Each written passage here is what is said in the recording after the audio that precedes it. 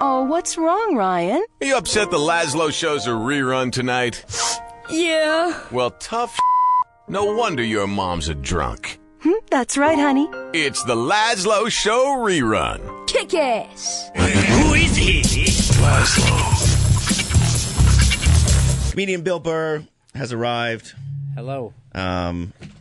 Dude, we were outside. There's people still running the marathon. Didn't that thing start at like 9 o'clock this morning? I got off the train at Penn Station. I didn't even know what was going on because I'm not from here. I just saw people in plastic bags. Look like homeless people with Continental Airlines logos on them. Yeah, they look horrendous. I was up in, it's like on 110th and 5th Avenue watching them come by, and it's just every one of them. They just look like they're staring into the sun. They got that look. Even the guys who were like good, like the first three people, you figure they have a look on their face like, yeah, I got this. None of them. None of them. They all look like. And the real serious runners, they wear those, those shorts that are really, really baggy but really short, like old school, and they have those pale legs. I mean, they look like AIDS patients, a lot of them. Oh, they do. Definitely. Yeah, last stages of AIDS. I can still finish the marathon. Guess what? They can run 26 miles, and you can't. I know. I just want to start as they're running by. Just want to start. Woo! I just got up. I just got up. Just rub it in as they're going up that last hill. Reed was saying that there's people actually like having a kegger across the street over in his neighborhood. Yeah, you know, the disparity between the people who are watching and the people who are actually running is absolutely huge. And these people are drunk so much so that they had to bring in the riot police, and they brought in a paddy wagon to clear off the streets. Are you serious? Yeah, they were that loaded. Yeah. Yeah, it's really not a sport that people tailgate for. They get 8 hours before they're in the parking lot and start throwing down and getting into fights when they're cheering on their buddies. I mean, I can understand getting like, S-faced at like an indie race or something. Yeah, they're going in a circle again. Yeah, you can keep seeing them. Yeah. I went to a couple Indy 500s. That's what you do. They let you bring a cooler in there and everything. You get a pool going. Everybody has about 5 cars.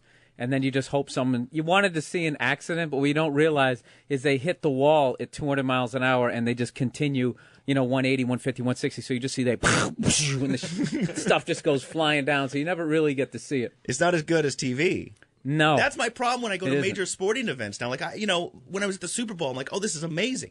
But you're so used to seeing, like, from a TV that you're actually just sitting there staring at a screen. When you're at a concert, even if you have good tickets, you catch yourself just like staring at the screen above the stage. It's like, I'm here live and I'm watching TV. What am I doing? I'm on the field for every Eagles game. I watch it on the big screen, the Fanavision. and you're right there. The players, if I'm not watching, they'll hit me. I'm watching myself get hit on the screen. So we were backstage with Bill at Opie and Anthony's Halloween party, and I think you cut out before. Oh yeah. Before Wayne got hammered. Wayne got a little hammered. Oh, is that right? Yeah. What happened? He was convincing chicks backstage to take their tops off. Which is pretty easy at those guys' shows. Yeah, I noticed. Yeah, considering they're all walking You around noticed it's with like a easy. dildo taped onto their crotch. It's just like That one gave me penis envy. Oh yeah, I hugged that one girl. The wiffle ball bet? Donkey punch, that girl. Right. She comes up. She's like, hey, what's going on? She's gorgeous, Puerto Rican girl. So I'm giving her a big hug, And as she stepped away, I talked to her literally for 5 minutes before I looked down, and she had on a mini skirt with like a apparati hanging out of it. And was that wiffle ball bad girl? No, that was she had a full on apparati. That was tranny. Yeah, she was going as Jim Norton's girlfriend, I believe. And I'm just thinking like, oh. I mean, well, how much porn have you watched at that point? You know what I mean? Where you start delving into the sex toys, because that stuff is just creepy. That whole section. Wow, I'm getting all blank stares here. You guys are just like, I don't think I like bad. the toys. I have a great porn story. They're actually they're already they announced the video iPod, and all the porn people, the people that are shooting porn, iPorn, they're so excited because people will subscribe and have porn downloaded to their iPod. Because there's, nothing better than sitting on the bus next to a bunch of complete strangers watching a couple of girls go at it. What, are you going to rub one out on the subway? I don't understand. While you're in traffic? Yeah, what is that for? I hate the iPod, by the way. I hope they don't advertise. Mine break. No, they don't. I have 3 of them that don't work. You know what I like about those things? Even when you don't use it and it's off, the battery still dies. So you have to just constantly be charging the thing. Then you bring it down, then when it's messed up, they'll just be like, did you ever drop it at any point? Did it ever drop? You're just like, yeah. I dropped cell phones. It's small. Yeah, see, that isn't good. I'm going to see. When did you get it? Yeah, it's not under warranty anymore. And it's like another $300 you got to go pay. Are you talking about when you go to the Apple store and they have the Genius Bar? Oh, yeah. I went there and how could you work behind something that says Genius Bar and you take something up to the guy and like, hello, Genius Bar man, here's my broken electronic device, and he's like, oh, I don't know. I'm like, you're supposed to be a genius, stupid. Well, that's better than Best Buy. They have the Geek Squad. Oh, you go there and the Geek Squad fixes it for you. I'm just not into technology. In fact, up until about 2 days ago, I was still shaving with 2 blades. I was, and you know what? Yeah, because I left all my toiletries in Orlando, Florida. Why? And just because it was another 6:30 in the morning flight. And I was looking at my luggage, going, "Man, it seems like there's a lot of space in there." And I was thinking maybe I sold some CDs or something. I didn't know what. And then I get home, dude. I just dropped like $160 at Dwayne Reed, man. It was ridiculous. I mean, I left everything there, everything. So I got, upgraded. So I got they go, you want the Mach 3 or the Mach 3 Turbo? I knew there was 4, but I refused to go to that level. So I was like, I'll get the Mach 3 Turbo. It's no closer. It's got that little pivot head, like that. Ooh, like I have like this octagon face that I really need that. I'm gonna get one of those 1800 ones with the the straight razor, right? With that long piece of lever, right? That you can like shank somebody. Yeah, exactly. Like the technology, the Onion did a spoof about how Schick or one of them was saying, "Oh, we're gonna have 4 blades now," and then go to 6. And then like 6 months later, they actually came out with a razor with 4 blades on it. Yeah. And you know what kills me about razor blades? They're like $800 when you go to buy razor blades. They're the most expensive things ever. That's why they're behind the register. It's a total ripoff. They got them back there like it's like right next to the gold necklaces. With the condoms of Gillette Sensor XL. It's like, what's next? All I'm saying is if you still got 2 blades, man, don't give in to the peer pressure. I'm a 2-blade guy myself. It still works. I'm not into technology myself either. But you can't buy the 2-blade one anymore. As you see, I don't even use the 2-blade one for much. They have that new female one now that vibrates. Have you seen that one? It's called like I should hope so. It's got a weird name too. It does, yes. What, it vibrates? Yes.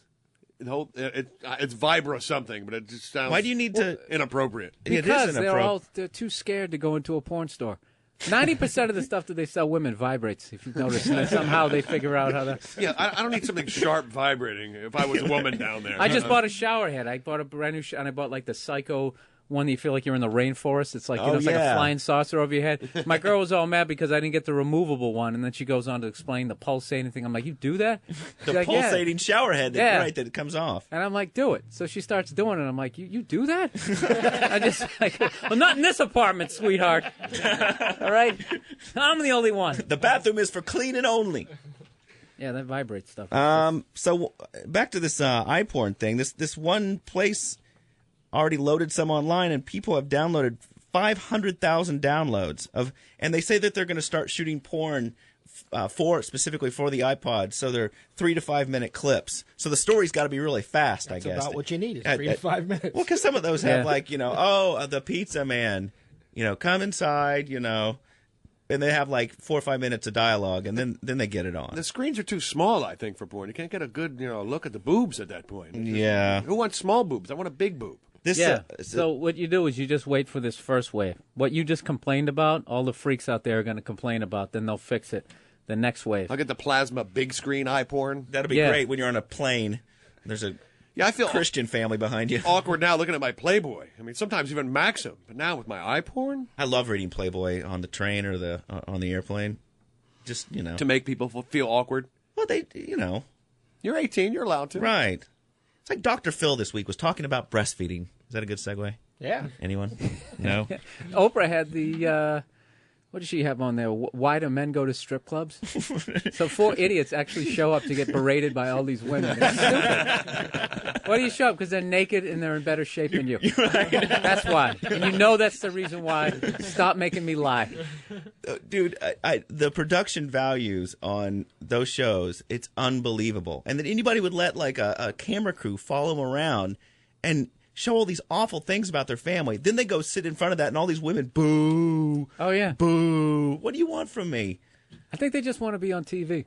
And you were saying that there was some, they were like having some JonBenet Ramsey fest or something, like little kids trying to be. Oh yeah, on Oprah they had. Oh, it just keeps getting worse and worse. She was having the kid talent, right? Yeah, the most talented kids, and you could tell they were going up there, right? And a lot of them, like one girl was just like, Oprah's like, she's only 4 years old, and she's already memorized the Martin Luther King "I Have a Dream" speech. So this little white girl comes out, and she's like, she knows what any of it means, right? And first of all, I'm just picturing like the white parents at home going, okay, how can we get our kid on Oprah? Right. What's going to appeal to Oprah? Right.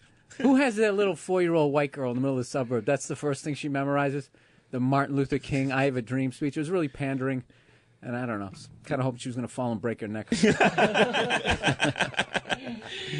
I didn't really think that was much talent as much as memory. Yeah, and then they had like kids doing like jokes. I hate talented kids. I hate kids who would like parents are like proud of them. Like, they're amazing. Look what they can do. I just I've really got an issue with that. Dude, everybody on this show has issues about kids. I mean, and like everybody I know is breeding, except for the people in this room. And you get like you used to have good conversations with your friends over the phone, and now like, can I tell you what my little darling did? No. I want to hear like about cool things. But isn't there a part of you that thinks I should breed just to make up for the de-evolution that everybody else is doing? These guys in the trailer parks that are having kids and just bringing the entire like mankind down, but yet you always feel like you're smarter than them. So you know what? I should pop out a few just to equal it out, to balance out. No, because genius skips generations, dude. I would have a little retarded Republican child. Jim Florentine would be making fun of him. And then you'd have to protest. Not on my show anymore, dude. I've got a kid and you made fun of him. No, they're not. You know what? Actually, no one's really dealing with the population problem. You know what I mean? Yeah. 4 guys in this room are. Yeah, exactly. No, I think the American military is making a dent.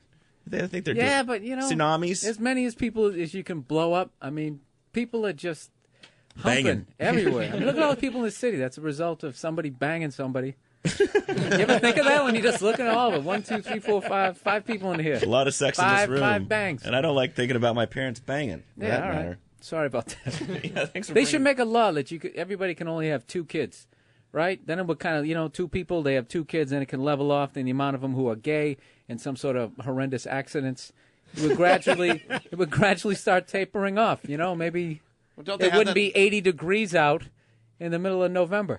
Everybody's like, dude, this is great. In the back of your head, you got to be like, the end of the world's coming. There's an asteroid or something headed right at us. Reed and I were talking about this. Like, do you remember when parents used to have small little strollers? They now have these like SUV strollers that they can put like all their luggage on. The kid goes in there. They've got like a whole bar across the top.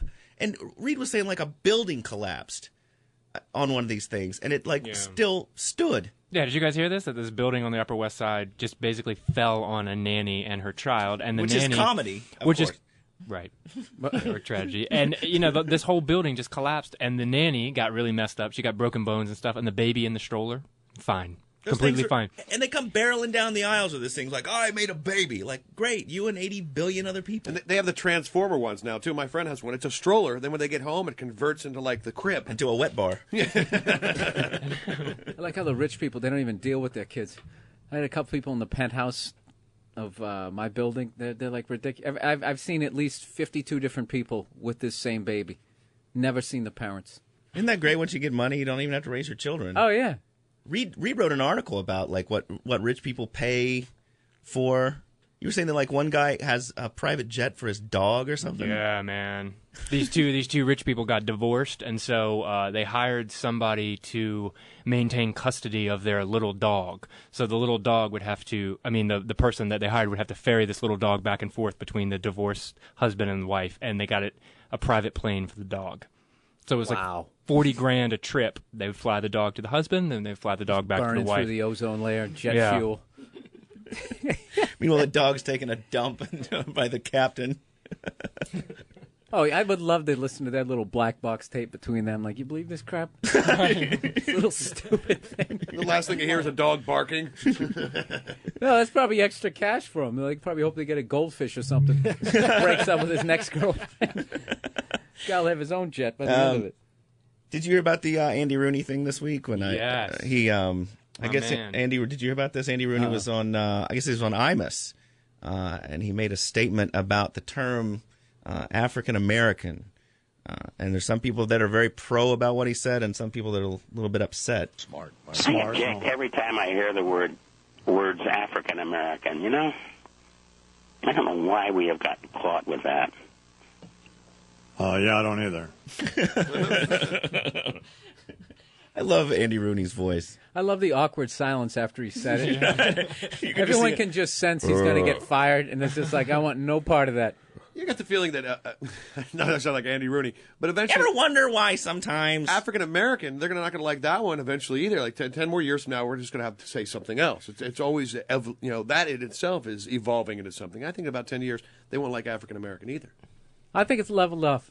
You think it's leveled off? Yeah, because it's black, African-American. It's still kind of... People say African-American when they have like a really high-paying job. So like, people like my level, yeah, this black dude came walking down, so he doesn't care. So you're saying that African American is like 50,000 and above? Yeah, I mean, how many more syllables are you going to add to it? It's just, you got American, you got African in there, you got both countries coming together. Continent and country, yeah, both represented. I object every time I hear the words African American. You know. Hello. I don't know why we have gotten caught with that. Yeah, I don't either. I mean, I'm an Irish American. Yeah, I know what you mean. What should I say? Just black, right? Well, I don't think there's anything wrong with black. I don't either. Growing up, it's funny how words get to be opprobrious. Growing up, it's funny, we used to hang them off of bridges.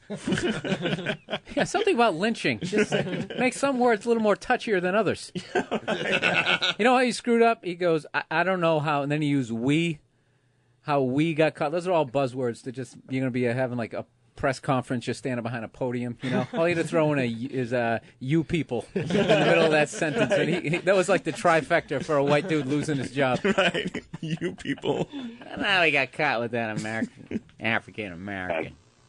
Growing up, it's funny how words get to be opprobrious. The word Negro is a perfectly good word. It's a strong word and a good word. I don't see anything wrong with that.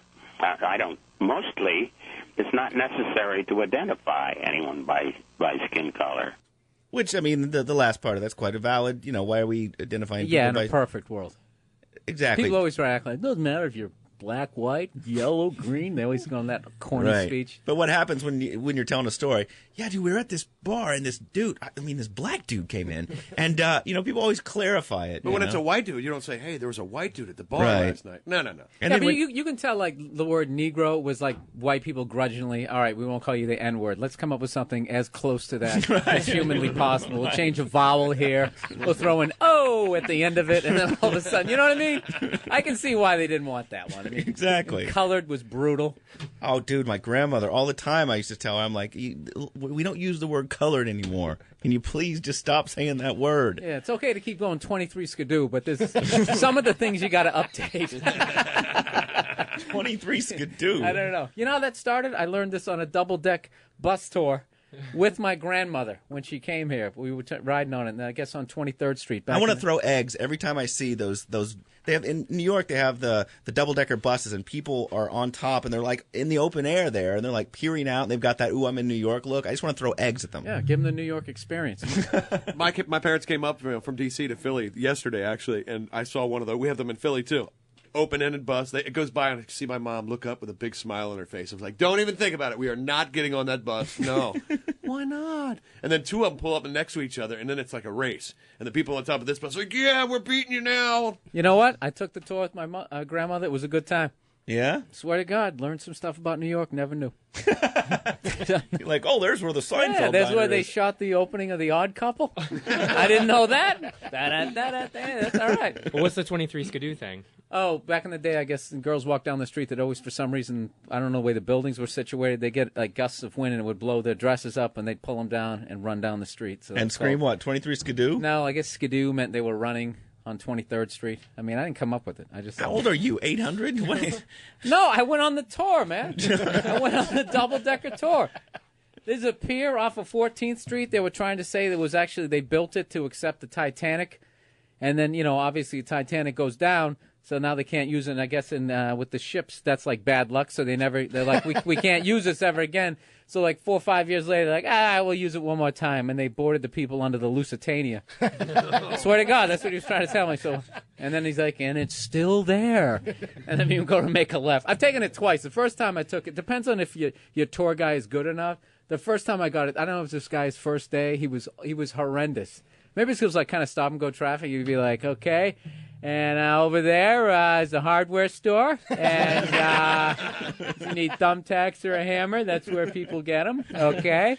And that's a Taco Bell with a Dunkin' Donuts. Here's another GNC. It's the 8th one today. Yeah, you get vitamins.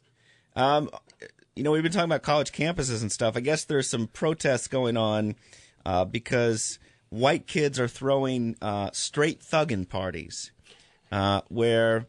Oh, God. Yeah. They're also known as ghetto parties. They are a fad on college campuses and some high schools where guests are encouraged to wear gold chains, do-rags, hats turned to the side, and listen to loud rap music and flash gang signs. Right. Evidently, they drink malt liquor, and the black students on campus are not flattered. They're very angry, and this is happening at the University of Chicago, is where some of these are going on. And some of the black students are, saying, hey, I'm really from the ghetto.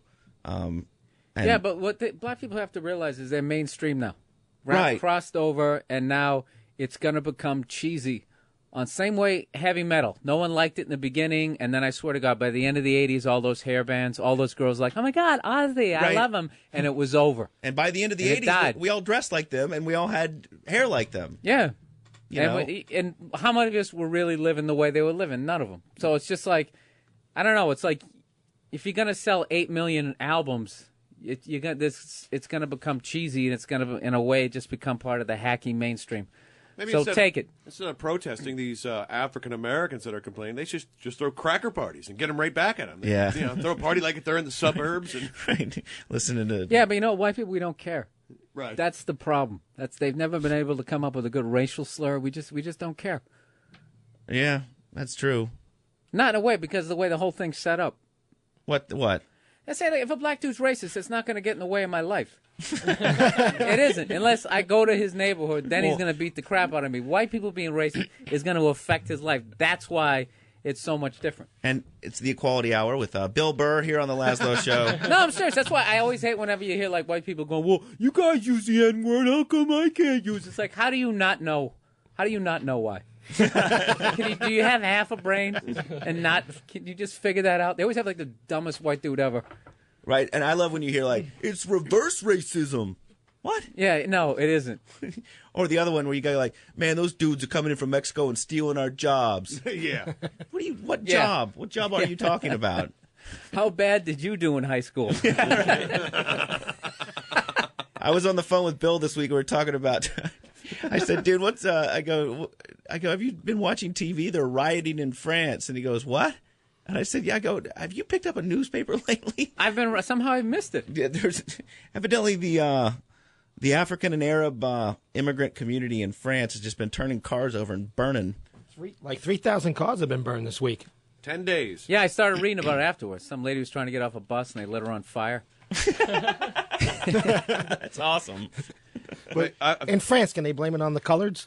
Huh? Are they blaming it on the coloreds? From every mountainside, let freedom ring. And when this happens, when we allow freedom ring.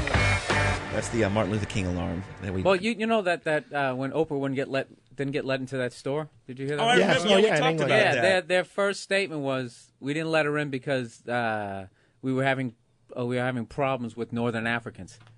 That's what they said right off the bat. Oh boy, I'm sure that went over well. And then they tried to quickly smooth it over and said, no, the store was about ready to be closed. It's like, no, right. You said and in a way, I thought it was kind of refreshing that they actually came out with, sure, yeah, this is the problem we're having. So the joke I was doing in my act was like, it's ridiculous. She's a billionaire. I go, you still let her in the store. You just keep an eye on her. That's how you play the game. That's how the game is played. You still let her in and just make sure, she's one of the good ones. Right. That's all. No, I'm not saying that in a bad way. It's the same. Do you know what it is? White people are the only ones who are not allowed to use past experience. It's just like, say, like you met like an Asian dude. You never met an Asian dude before in your life. Hey, how's it going? He just winds up and just kicks you right in the nuts, right? Next time you meet an Asian guy, you're going to cheat a little. You're going to turn a little aside. Hey, how's it going? Does that mean you hate all of them? But I mean, you're trying to run a store. So this is my problem. They should definitely apologize, right? Oprah's going to have like a special on it, like she did. She got trashing, white people for being like that, which is cool as long as she takes 2 minutes out of that hour to tell those Northern Africans to stop stealing stuff out of that store. It's not like it came out of... That's like when you hear Arabs complaining at the airport, like, oh, they search me every time. It's like, dude, 20 of you went out and blew up a bunch of stuff. All right? If 20 redheads went out and did some crazy stuff, I would expect to be getting some looks the next day. I'm not saying it's right, and I would definitely be irritated, but at some point I would address those 20 freckle-faced losers who ruined it for me. I wouldn't act like it fell out of the sky. And that's the problem in France. They've got like this really liberal immigration policy, and all these guys from Africa and all these Arabs are coming in, and now they're rioting. And it's like, dude, guess what? Here's what we're going to do. We're going to put you on buses, and you can go back home. Because you don't just like show up in another country and start demanding like, and we need some health care, we need this. It's like, dude, we got our own problems. Yeah. I've always said that if Al Qaeda wants to get into this country, all they got to do is learn Spanish, because it's like half the people that are putting New Orleans together. There's a lot of people that are upset right now that the people of New Orleans are losing their jobs and not getting work because they're literally bussing in illegal aliens to do all the reconstruction work down there. Well, it's capitalism. I don't have a problem with anybody coming in this country as long as you don't blow people up. Yeah, that's pretty much that's the line, I think. That, yeah, listen to your music. I don't care. Dress the way you want to dress. Sell your mixtapes on the corner. Do whatever you want to do. Just don't blow me up. There's a bank in Britain now. They said they're banning piggy banks because it may offend some Muslims. So Muslims, obviously, they don't eat pork because they find the pig to be an impure animal. So they say this is a sensitive issue. I think they're being courteous to their customers. But now they're taking it too far. They're taking pig calendars and toys out of the stores, which means you're not going to be able to buy Winnie the Pooh stuff. You can't buy the story Three Little Pigs anymore. Well, let me see. Okay, not only do they not want to eat a pig, they don't want to see one. Apparently not. I mean, yeah. But the pig does exist. It's not like they're cooking. I know. It's not like you're cooking bacon. Wow. Thank you, Wayne. But I mean, is there that much denial that they think that the pig doesn't even exist? Aren't there religions that also worship the cow? So we take all meat off the market now just to appease everybody? No, but it's not even meat. It's not like they're cooking bacon when they're coming in there. It's a ceramic pig. Like Switzerland would go down. Me and Laz That's the dumbest thing. We go to Switzerland and it survives off the knife, the watch, and cows. There's just cows everywhere, I guess, because of the chocolate. And there's you want a cow towel, you get a cow towel. You want a cow bank, you got that. Cow phone, they have it. They'd have to pull Nazi all that gold, off as well. They got it all. Dude. Nazi gold. This is the Lazlow Show, episode 17. Bill Burr sitting in. Cousin Ed has been hanging out here every week because he's afraid he's going to get fired at his station. Very unstable business we're in right now. Down in YSP. Bill, all the stations are going talk now. You notice the lack of music. We've been talking since July. I've heard. Radio is a brutal business. Dude, it will crush your ego. I think it may be... it could be worse than comedy. But Wayne... Oh, it's way worse. Wayne's loving it, though. He's living the rock star life now. I'm living large over here. Wayne builds houses during the week and orders around a crew of guys. Mexicans. And no, the colored. No. They're all white guys. Okay. Anyway. I can't, there's always one of those guys, like everyone else is struggling, there's other guy, it's just a hobby. I tell jokes on the weekend, and, just sitting there like everyone else is petrified. I get free boobs and free Guinness. It's a great hobby. It's a good gig. I'm just doing this for fun. There's no passion. Oh, there's passion. What kind of passion? I love to be here. I love doing this. Yeah, Wayne has quickly become the star of the show. And star in Long Beach? Sure. I'm working on the pizzerias now. What? Yeah. What are you doing? I'm looking to get free pizza. I use everything to my advantage, What kind of work do you do? I'm a carpenter. You do a carpenter? Yeah. Do you do finished work? Or Oh, yeah, I'm a finished carpenter, yes. You do? Do you like you need a little work done or something? Yeah. You redo Oh, dude, I called Bill this week. Because, I ain't getting paid for being here. Can you redo a kitchen? Oh, sure. Oh, yeah. Be done in 2 weeks. No problem. There's no 2-week kitchens. Wayne's 8x10 is going to be hung up at the bagel shop in Long Beach. Pretty much. Any place where we get free stuff is good for me.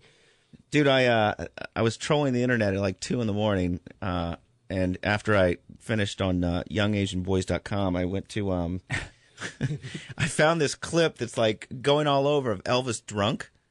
Have you seen this? No. It's like, Oh, that's great. oh, dude, he is slurring something fierce, and I think he's trying to sing like "Are You Lonely Tonight?" Oh wait, I have heard that song. He's completely babbling that he forgets the words. Yeah, it's I've, it's bad. oh yeah. I wonder if you're lonesome tonight. You know, someone said the world's a stage and each of us play a part.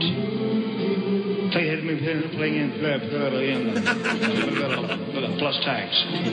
He had this little bit at the end. He goes blah, blah, blah, blah, blah, and he completely loses it, and then it says plus tax. I've seen the video. No, he just completely forgot the word. There was no teleprompter. You know what the problem? People make fun of Elvis, but in all fairness, he was on point as far as being a rock star. Like nobody knew how to keep going. You know what I mean? All these guys, Rolling Stone and Aerosmith, they all learned from this dude's career. You know, they hit in the gym, they get off the drugs. He's like the first behind the music guy, and there was nobody there to help him. They just, hey, keep taking the pills. You're the king. And all of a sudden, he's 40 and he's fat, and they're just like, hey, what happened? How do we keep this going? Have you ever been to his house? Oh, yeah, it was so depressing. I went to the 15th anniversary of Elvis's death. There was like 200,000 people in Tennessee for this thing, and we got a little whacked off various things, and we actually got thrown out because there was a video of, and it was like the older Elvis dancing, and I was sitting there with my girlfriend at the time, and we were laughing so hard, and this guy came over and said, "What are you laughing at?" And I was like, "This video's hysterical." And he's like, he goes, "Elvis is not funny," and he threw us out. You went into his house and you laughed at the man. You laughed at the kid. It wasn't really his house. It was that thing across the street. You know what I'm talking about? Where you buy all the Elvis stuff. But he is one of the most exploited superstars of all. You go there, they got Elvis cuckoo clocks, they got magnets. His grave, the guy can't even rest in peace. Everyone's that's what I went to his house to laugh at him, thinking I would get a bit, and I walked in there. I felt bad for the guy. It's like I'm just traipsing through his house. You know, his shag rugs and there's those 3 RCA TVs. Elvis loved to watch all the football games. He loved to watch it, and I love how they're like, "Let's state of the art," and you look at it and you're like, "Geez, this looks kind of old." Yeah, and it's at that real small house, and you're looking up the stairs, and the toilet's right around the corner that he died on. That's the one he died on. And you just can hear him like, "Get out of my house, man! Just get out of my house." Man. His brother or somebody came to our church when I was a kid and gave this whole speech about how he found Elvis with a Bible, and that they had just been talking about Jesus, and that he was sure that Elvis had taken Jesus into his life and become saved again. And the crowd was just so excited, like, "Oh, good, Elvis didn't go to hell. Oh, thank the Lordy." And I was like, "This is the biggest load of crap." And they said that he had a Bible in the bathroom with him. Like, that's what he was reading on the toilet. Like, let me see, Hustler? Hold on. Let me get to Leviticus. Maybe he was out of toilet paper. Oh, no, that's wow. That sounds like he's got a good publicist. Like, how do we spin this? Yeah, exactly. Oh, dude, this clip is hysterical, though. Plus tax. You read your lines so cleverly. You never missed a cue. Then came Act 2. You forgot the words. You seemed to change, you fool. You acted strange, and why, I've never known. Why ever did it? It sounds like he's enjoying his buzz. He realizes he's messing up at this point. He's just kind of going along with it. In the back of his head, he's like, I'm making $20,000 on this show. I just like, what I like is no one in the background changes. Like the people just keep playing and the people keep moaning. It's like those death metal bands. You can't understand what the singer's saying anyway. They can say anything they want. Doesn't matter. Shakespeare lyrics or Hallmark cards, and it doesn't matter. Yeah, this is a little more mellow than that. You can't cover this. He should have just started doing that. Right. Should have launched into Back in Black. You acted strange, and why, I've never known. Why ever did it? Honey, who am I talking to? You lied when you said you loved me. I had no cause to doubt you. what I really want here in your lives. And to go on living without you. Now the stage is bare. What? Let's love the background. Let's do And from the camera angle, you can't see if any of those people are looking at each other going, dude, Elvis is whacked. And to go on living without you.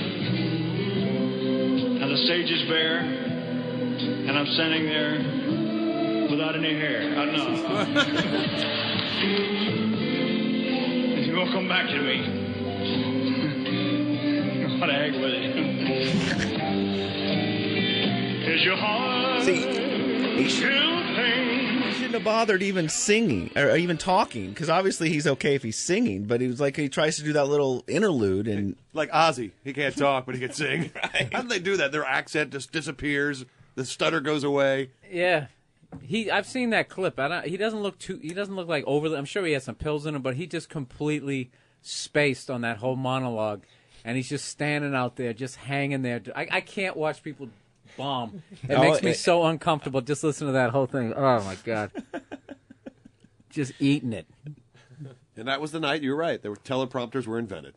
Yeah, he was just that guy. Just every awful thing that could happen, right up into his overdose. I mean, he just went right down the checklist. Right. And if you're going to overdose, overdose in front of the TV or in a limo or something. Overdose on the toilet. Right. While having sex, that's good. That'd be cool. Oh, that's good. If you're going to go out. Especially if you're really fat and then the girl dies in front of you in town. No Elvis. Everyone in Motley Crue is dead. I was reading this week that some scientists found a fossil of these two species having sex. It was like 65,000 years old. But if that's the way you're going to go, that's the way to go. And it was like the very first species ever found together having sex. What? Yeah. What channel are you watching? No, I read too much. Was there a petrified penis in a petrified vagina? Wait, I have to read you the lingo because it was very strange. Lingo. It was something about. Yeah, I'm not a scientist. I think that so. paleontologist has been out in the desert a little too long. Here it is, right here. He's just like, and they were having sex. Scientists find fossils in sexual union in India. Sexual union for 65 million years, discovered in a fossil state. They were tiny swarm cells. Here it is. Finding the fossils in a fused position with their flagella shed was evidence they were having sex. I don't know what flagella is. I'm used to waking up, finding a Trojan wrapper and an empty 40, and that was a sign that apparently I had sex last night. I don't remember. I hope it was good for her. Barry White CDs on repeat. Not my flagella shed. Doesn't the penis just decomposes? There's no bone in there. Yeah, exactly. That's what I want to know. It's like that's one long erection. Yeah. And this guy's out in the desert going, if only I could find a mummy with a little bit of arousal, if you know what I am saying. But this guy must have been good. 65 million years he was putting it to her? Really? This is the Lazlow Show, the website, in case you have missed part of this show or past episodes. It's at lazlow.com. You can download every show that we've done so far, including the ones that we post up online are the ones without the dumping out when somebody says something bad. It's the unedited version of the show. Yes, because Wayne's good for a lot of excitement there. Yeah. Yes, I've only had you only had to use the dump button one time with me. I've been doing good. Yeah, you are doing good because usually you're on O&A and it's just you feel so comfortable there. You don't have to worry about... Well, usually whatever is going on is so much worse than dropping the F-bomb at that point, I remember the first time I played a Wayne clip on O&A's show, and Bill Burr was in the studio. His eyes were, enormous, and he was just looking around like, who is this guy?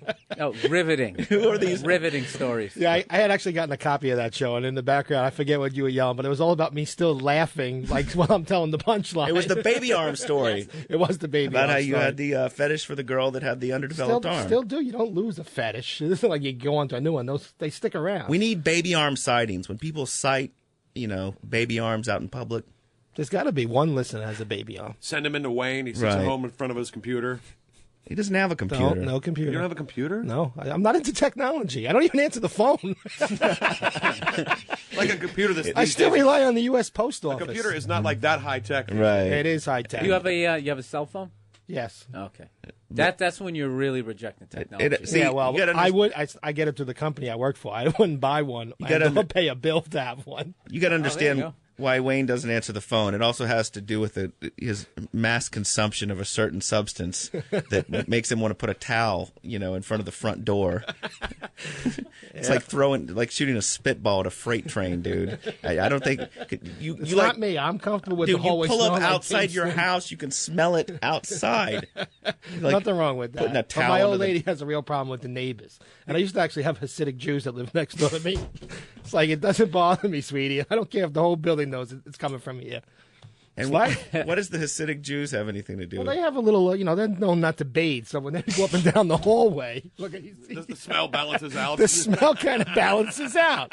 It's kinda Is like it a- that they don't bathe or that they got to wear that overcoat in the middle of July? You know what I think- mean? I would. it's a little bit of both. You know what I mean? I feel so bad for those people. I It's know. just like, Of the roulette wheel of religions to get, the one that you have to wear like a suit in July. Yeah, Tough. you With gotta no dress deodorant. You got to dress like you're on Little House on the Prairie. It's like 92 I like the guys that got the degrees big out. fur hats on and stuff, too, down there in Williamsburg. Oh, those are the pimping ones. They sell the jewelry. Yes, exactly. Down on like 30th Street. I got a good deal on diamonds. But you can't come on Saturday morning. Yeah, my buddy bought a house from a Hasidic family, and like there was this big control center because you couldn't touch lights at certain times. And From Friday night, sundown. Can't turn the lights Saturday on. night. You can't touch nothing electrical, touch any currency, and or use a vehicle. Really? Yeah. I would get the clapper then. Just Who is I'm not touching it. You're just making stuff. People, I got a real problem with organized religion. Yeah, me too. I just really believe if you're just a good person, it just makes sense. Like the Ten Commandments are common sense, and then all that other crap that they add onto it, don't eat meat or this Friday, that's just making them sound like they actually know something. You got to get a lot of calls on that one, huh? Well, unfortunately, we can't take calls because they don't have the system set up for it. This is K-Rock, man. Dude, they've been playing music for 800 years until and like Stern's got the talk studio next door, and then this is a music studio. It's not set up to like do a talk show, but we just sort of came in and started doing it, and then the station flipped to talk. Music on radio is awful, anyways. They grab they're like MTV. There's like eight artists you can choose from now, and they're all hip hop, and that's it. Well, that's not too bad. There's some other ones. they let what is it? Chemical. Nickelback, My Yeah. Chemical Romance. Yeah, My Chemical Romance, yeah. Nickelback. Isn't that the one we played the two songs at the same time, and it was the same song 2 years apart, basically? Yep, same beats. I got to admit, they got some catchy songs. Are you serious? I would never see them in concert, but they got like that. They got that Journey thing where they're like cheesy, but you find yourself singing their songs. I know a lot of words to those songs, yeah, unfortunately. Yeah, they're really. You know what it is? There's just something about that lead singer who's just irritating looking. He looks like he knows more than me. It just bugs me. You know Journey songs? I know a couple Journey songs, but not like word for word. Yeah. You'd be surprised. I bet if we put a Journey block on right now, you'd be having flashbacks to your prom. Be all kinds of things going like, wow, that's like Tom Cruise. I'm not a big fan of his, but they had his whole body of work. I was like, how the hell did I saw like 85, 90% of his movies. Horrendous movies. I don't even know why. Cocktail. How do you turn that into 90 minutes? All right, this is bartender, right? He's one of the best in the business. Well, if you think about it, it's probably 120 minutes. They can only get it out 90 of common sense for you to even Right. actually sit down and want to watch. Right, then we're going to have people juggling with bottles. Right. You know what, Tom? I don't see the Tom Cruise ones where he actually is trying to act. Because I know, like, there's certain people who, like, they're real actors, like, say, like Anthony Hopkins. You know what I mean? Yes. Like, he's like Hannibal Lecter, and then, like, what did he play in Amistad? I can't remember who he played. He played, like Sam Adams or something like that, and he was the guy. You couldn't even see him in it. But Tom Cruise, he's a movie star. That dude is Tom Cruise and everything. So I'm not going to go see, Shogun. Or whatever, the last samurai, whatever the hell he was. I didn't make 10 minutes of it. Yeah, that's going to be Maverick from Top Gun in Japan. Exactly. That's right, Iceman. I am dangerous. Now he's got a big sword. He's like those people too, like those actors. Like they're just themselves and everything. So when they go to play a different character, and then they grow a mustache, like, ooh, who is that? This must be the 1800s. He has a cowboy hat, and he's totally talking the way he talks. It's like, you suck. Not to say that I'm a good actor, but I'm just saying, it's like, What have you starred in, Bill Burr?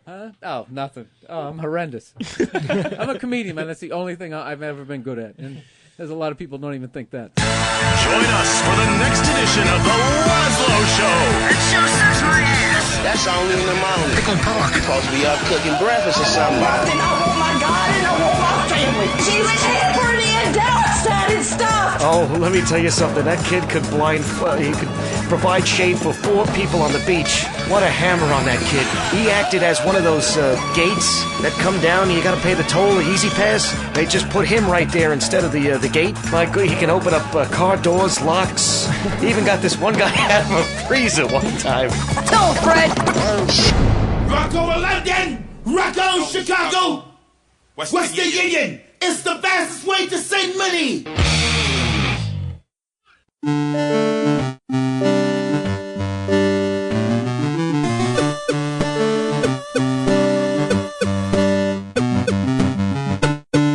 It's the Lazlow Show rerun. Like a midget passed around at a swinger party. It's almost better the second time around. Big crossover adventure. We've got people from alternate universes here. We've got Eric from the Opie and Anthony Show hanging out in studio. Also, we've got Wayne's romantic moments from Craigslist. Now, Craigslist frightens me. It's like humanity gone wrong. Especially the personals on there. You don't go looking for a girlfriend on there, Wayne. Believe me, there's nothing but heartbreak there. I'm spoken for. Heartbreak and disease. You can just scour Craigslist personal. It's like people that just want to hook up like right now. But not even that. It's just beyond bizarre. It is beyond bizarre. So, it's like people that maybe like a withered arm, an arm that never really. I really developed. don't appreciate how it got turned into a withered arm. It was a baby hand. Okay, there was nothing withered about it. Speaking of baby hand, in Nebraska, there's a rape charge following a legal marriage. This guy's 22 years old, married a 14-year-old. And she was pregnant. His name is Mr. Matthew Coso. Is the baby, and the baby's mother, Crystal, is 14. He's charged with statutory rape, even though they were wed with their parents' blessings in May, crossing into Kansas because their own state prohibits marriages of people under 17. The Nebraska Attorney General accuses Mr. Coso of being a pedophile. They say it's true love. Wayne? I got to say, I might let him slide. You think it's okay to bang a 14-year-old? I didn't say it was okay to bang him. He made commitment. He got married. Okay. So there's a line there. He made commitment. He just wasn't banging. He goes to Kansas, and it's all good. It all goes away. And how hot was she to be 14 years old? She looks homely. Oh, like my the God. girl in class that you never wanted to get near. He couldn't get a woman? I don't know what his problem is. And see, there's that book, What's the Matter with Kansas? Mm-hmm. That's what's the matter with Kansas. And John Bruning, the Attorney General, said, quote, "We don't want grown men having sex with young girls. Or young boys. We make a lot of choices for our children. We don't allow them to vote. We don't allow them to drink. We don't allow them to drive cars. We don't allow them to serve in wars at age 13, whether they want to or not. And we don't allow them to have sex with grown men." Without their parents' permission. Mom. There's definitely been plenty of rock stars that had some trim. That is a nice... from the parents saying, please take my daughter. Like a play date. Right, We're exactly. going on a play date. Right. Studies have shown that 1 in 5 teenagers have sex before they turn 15. And about 150,000 babies are born each year to a minor parent. That's crazy. Hey, you hear about this one high school in They were Ohio all in or New something where Orleans, there's weren't like they? 64 of the students in this one small Ohio high school are pregnant or something? I'm sorry, Reed. Are you making reference to the fact that, like, There's everybody in New Orleans seems to to be have carrying a baby. 80 babies? My wife says each woman has 10 babies. The poor love to bang. What is it? I don't know. Dude, when I was making $12,000 a year, you know what I did? You were banging. Banging and drinking. The problem is, at that point, you can't afford the abortions. Oh. You had that many? Coat hanger. What were you saying? I don't even know. You lost. Some huh? high school? Oh, yeah, there's some high school in Ohio where like 50 of the students there are all pregnant at the same time. It's crazy, man. Where? In Ohio somewhere. I don't know. They got school spirit. Yeah. School spirit. Cheerleaders, you throw them up in the air and they have a miscarriage. They're on the top of the pyramid and it's just a rate of flow. Last night when we were hanging out with the Marines, one of them, now, I don't know if you, on the news in New Orleans, they have been giving people the same food that Marines and the guys in Iraq and Afghanistan eat. And this meal's not cheap either. The MREs. They're called MREs. Meals ready to eat. They actually gave us an MRE. I'm holding it in my hand. This is what they're eating in the field. Yeah, man. And the Marine requested that Wayne eat it on the air. And not the crazy drunk Marine. And the normal Marine. Matt the Marine. Matt the Marine. This is beefsteak restructured, grilled with mushroom gravy. So bust that open, I'm Wayne. giving this to Reed. This is No, I want to eat it. I'm going to eat it, but I think it's Reed's job to put it together for me. Yeah, he is the producer. I'll do it like if you eat space it. food. It does look like space food. Got that space ice cream And I'm in not there. sharing. That stuff's pretty good, actually. Space ice cream. Is it? Yeah, I like that stuff. Get it at the museum. I'm telling you, this studio smells like a high school cafeteria. It smells like Salisbury steak in a bad way in here. So we attempted to open up this MRE. These are dropped to troops, given to troops to eat out in the field. Right. It's one of the ones that they're eating right now in Iraq, and you fools can't even figure out how to get the thing open. Don't lump us in here. This is Wayne. We give this thing to Wayne, and this dum-dum can't even figure out how to open it. It comes with everything you need, and he's running back and forth to the kitchen. The initials are MRE, as in ready to eat. Everything is in there that you need, and this dude, I don't know what he went to get, like a knife and fork. And, You're here back? he comes now. What are you... He's got like a stack of paper towels and some utensils. We're live here. What are you... What happened? You eat it... Nature called. Okay. So... I gotta tell you, for this $1 million building, $1 million studio, there ain't nothing in the Jock Lounge. There's nothing. I thought I seen some bugs in one of the drawers where they keep like the sugar. And someone definitely has got a chocolate fix. There's like 9,000 cases of hot chocolate over there. And I think I am getting paid. I'm getting paid in hot chocolate. So are you going to eat this MRE? Do you have to add water? What do you do? Yeah, Matt, just so you know, I was out of here for a couple minutes, and Reed was supposed to prepare this for me. There's no preparing. It's They're explaining to me, Matt, that out in the wilderness, I would eat this as is. That's right. Yeah, So- there's no kitchen. There's no... So you got to just People, eat you it. don't What have. is it? There's no water in the desert. I'm going to check out some fruit There's several compote. packets. Compote. Compote. Okay, here we go with the first one. This is the marine food. You got to go straight to the Salisbury steak, Dave. Hold on, you got to put some sweet in there first. Go for the Salisbury steak. Matt, so far I got to say You're talking to Matt the Marine. You're talking Yes. to one guy out there. yeah, because he's the one that supplied this, and the lemon pepper cake looks the best. All right, here we go, fellas. So they have cake? Yeah, Out in the cake. field to eat cake? Cake, toast, Energy. Salisbury All right, steak. here we go. Now you guys see this, a legit sized piece, right? It's legit. That's a gagger. Ooh. Whoa, Matt. No wonder you guys want to come home. No good? That's pretty tough, man. That needs a bite of the bread. So Eric is with us. He's the producer. You want to try some, Eric? No. You up for a mouthful? Yeah, let me try. There he goes. I like it. This guy's, he's with it. Eric's one of the producers of the Opie and Anthony show, and he was telling us that he actually used to teach at the Connecticut School of Broadcasting, which... Not too bad, huh? It's a bit spongy. Yeah, well, it's kind of like 7-Eleven food Because it ain't. that ain't microwaved. It's like 2-day-old, like hamburger helper Yeah. beef stroganoff. Pretty much. Is it better than what you I'll got split- when you were in I'll in split high the school? cake with you. He's giving it back. Reed, you up for a piece? Come on. If you were down in New Orleans, this is what we'd be eating right No, now. I wouldn't be eating. I'd be eating human skulls. You think so, huh? Dude, I got to tell you, if they Dawn of the Dead. if they're throwing one of these at me, I'm eating mine and yours. You know who they have not mentioned is one of the tragedies of New Orleans, the goth community. New Orleans, I swear, is like Mecca yeah. to the goths. It's a vampire. And rice. And rice. Yeah. Like, I know this guy Constantinos that writes books about communicating with the dead. Like, and I met him in New Orleans because he writes for a major tech publication, and he took me to like all the underground goth clubs. Those people are serious, man. Some of them got like weird blood fetishes and stuff. I'm telling you. Did he get out? Huh? Yes, he got out, but he informed me by email that there's many goths on the goth chat boards. I guess they're listening to Bauhaus repeatedly and burning candles and tearing up or something. I don't know, but there's a lot of missing goths. You ever see the history of some of those places? They show you that right in certain sections of a bar, there used to be trap doors when new people would come in for tourism. They would actually get you drunk. You'd be sitting at this one stool, and they'd hit the button, and you'd fall through this trap door. And they would actually, they put you in like a cage or something below the bar, and for slavery. They would take you, and you put you on the ships and make you work. And I love things like that. slavery. What kind? Now, these are like white slaves, though. Yeah, right? white. Anybody, actually. They didn't discriminate. If you could work, they got you drunk, they put you in there, they hit the door, you fell through in the cage, they took you out to sea. Last anybody sees of you. That's great. So you used to work at you taught at the Connecticut School of Broadcasting. At one of them, yeah. Was one of the courses like talking like a radio guy? Hey like, there. Hey, No, top 40, everybody go to Web Jam 2 for 2. They give away some Weezer tickets. Everybody. Nah, they didn't teach you that. I don't know where people get that, but they did not teach you that. It was not in the curriculum. Last says is an industry name for those guys. Would you know what it is? Pukers. All right. Sorry, I was swallowing the meat still. That food's nasty, isn't it? I gotta It's say not that. going down. Hey, check out a piece of this. What is that? Come on, this is the lemon pepper that like bugs? pound cake.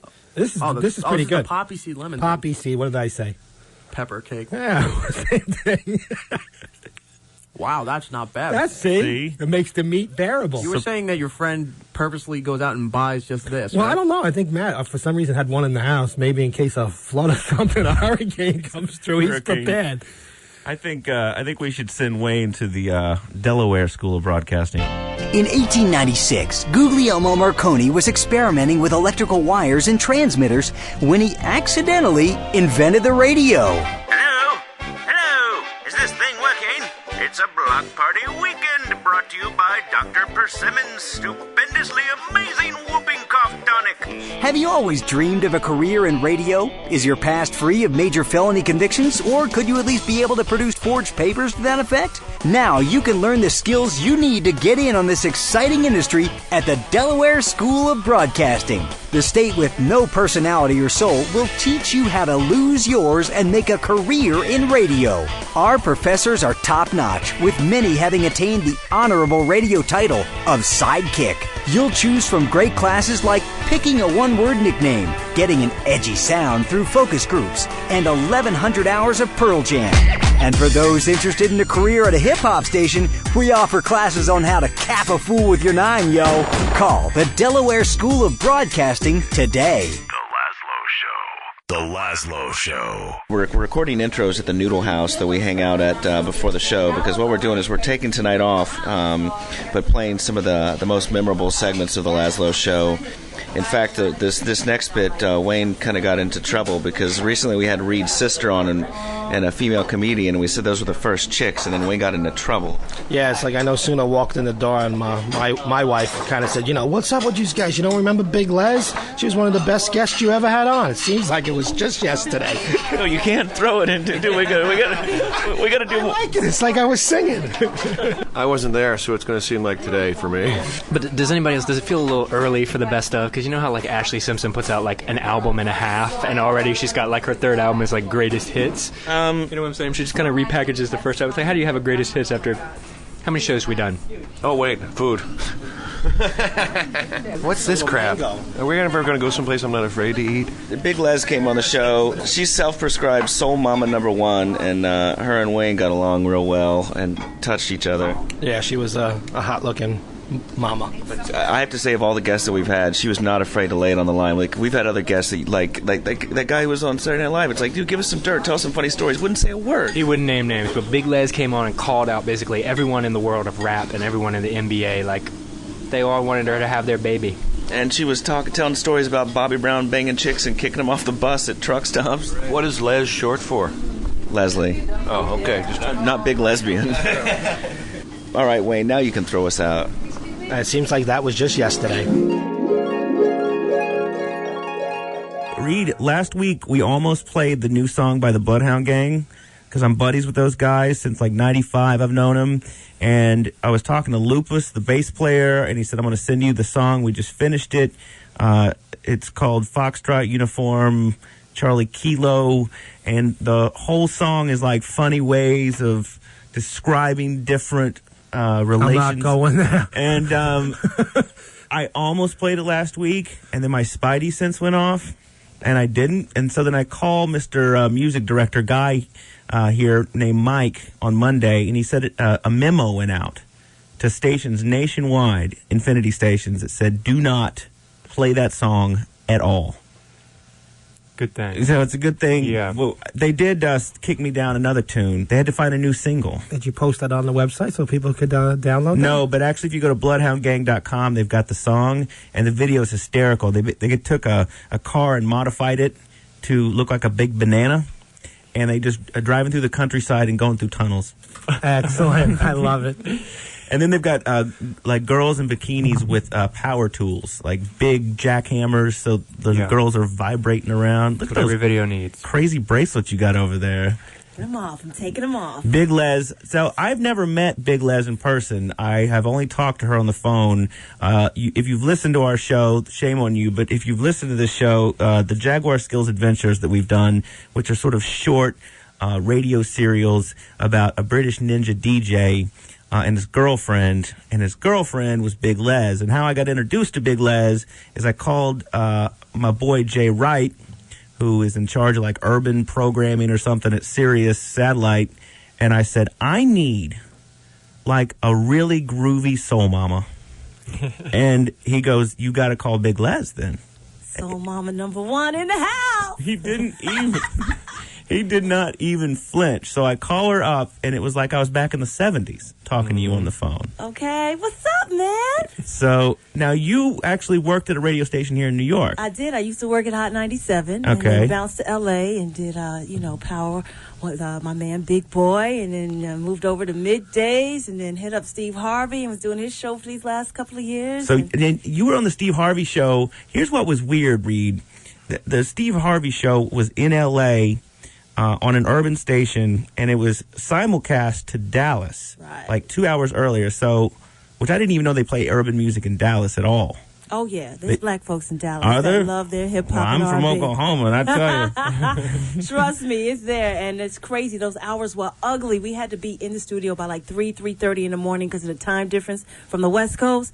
So, here I am. I have to cover all the red carpet stuff, coming in, crawling in from like midnight, 1 o'clock, no shower, residue from the party the night before, tequila on my breath, trying to get straight, come into work, handle my business, and then still, instead of doing a 4-hour shift, be ripe and ready for when we go live in L.A. at 6 o'clock. So it's crazy, man. But hey, cha-ching. So, cha-ching. That's what I'm hoping for.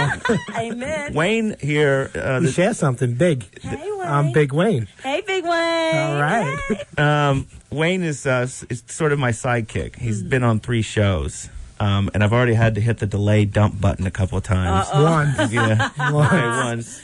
Once. Watch those fines. But I was looking around, and I don't know if you've ever seen in Europe and in Asia, they keep trying to like front and take our hip hop style. Like, have you ever heard like German rap? Oh, let me tell you, the rap overseas, whether you're in Switzerland, Sweden, Africa, Japan, is crazy. They all have albums, singles, and the clubs are bananas. But let me just give a little backdrop for those who don't know. I'm the girl who dances like on the beginning of Living Single or in the Remember the Time video. So I used to choreograph and dance over in Japan. They don't speak a lick of English. They know every word to every single, whether it's hip-hop, Mariah Carey, rock song, and they can dance their butts off. Dreadlocks, no English, love the American culture. I downloaded a rap song that's popular right now in Japan, and I gotta say, I'm not digging it. Here's a little bit.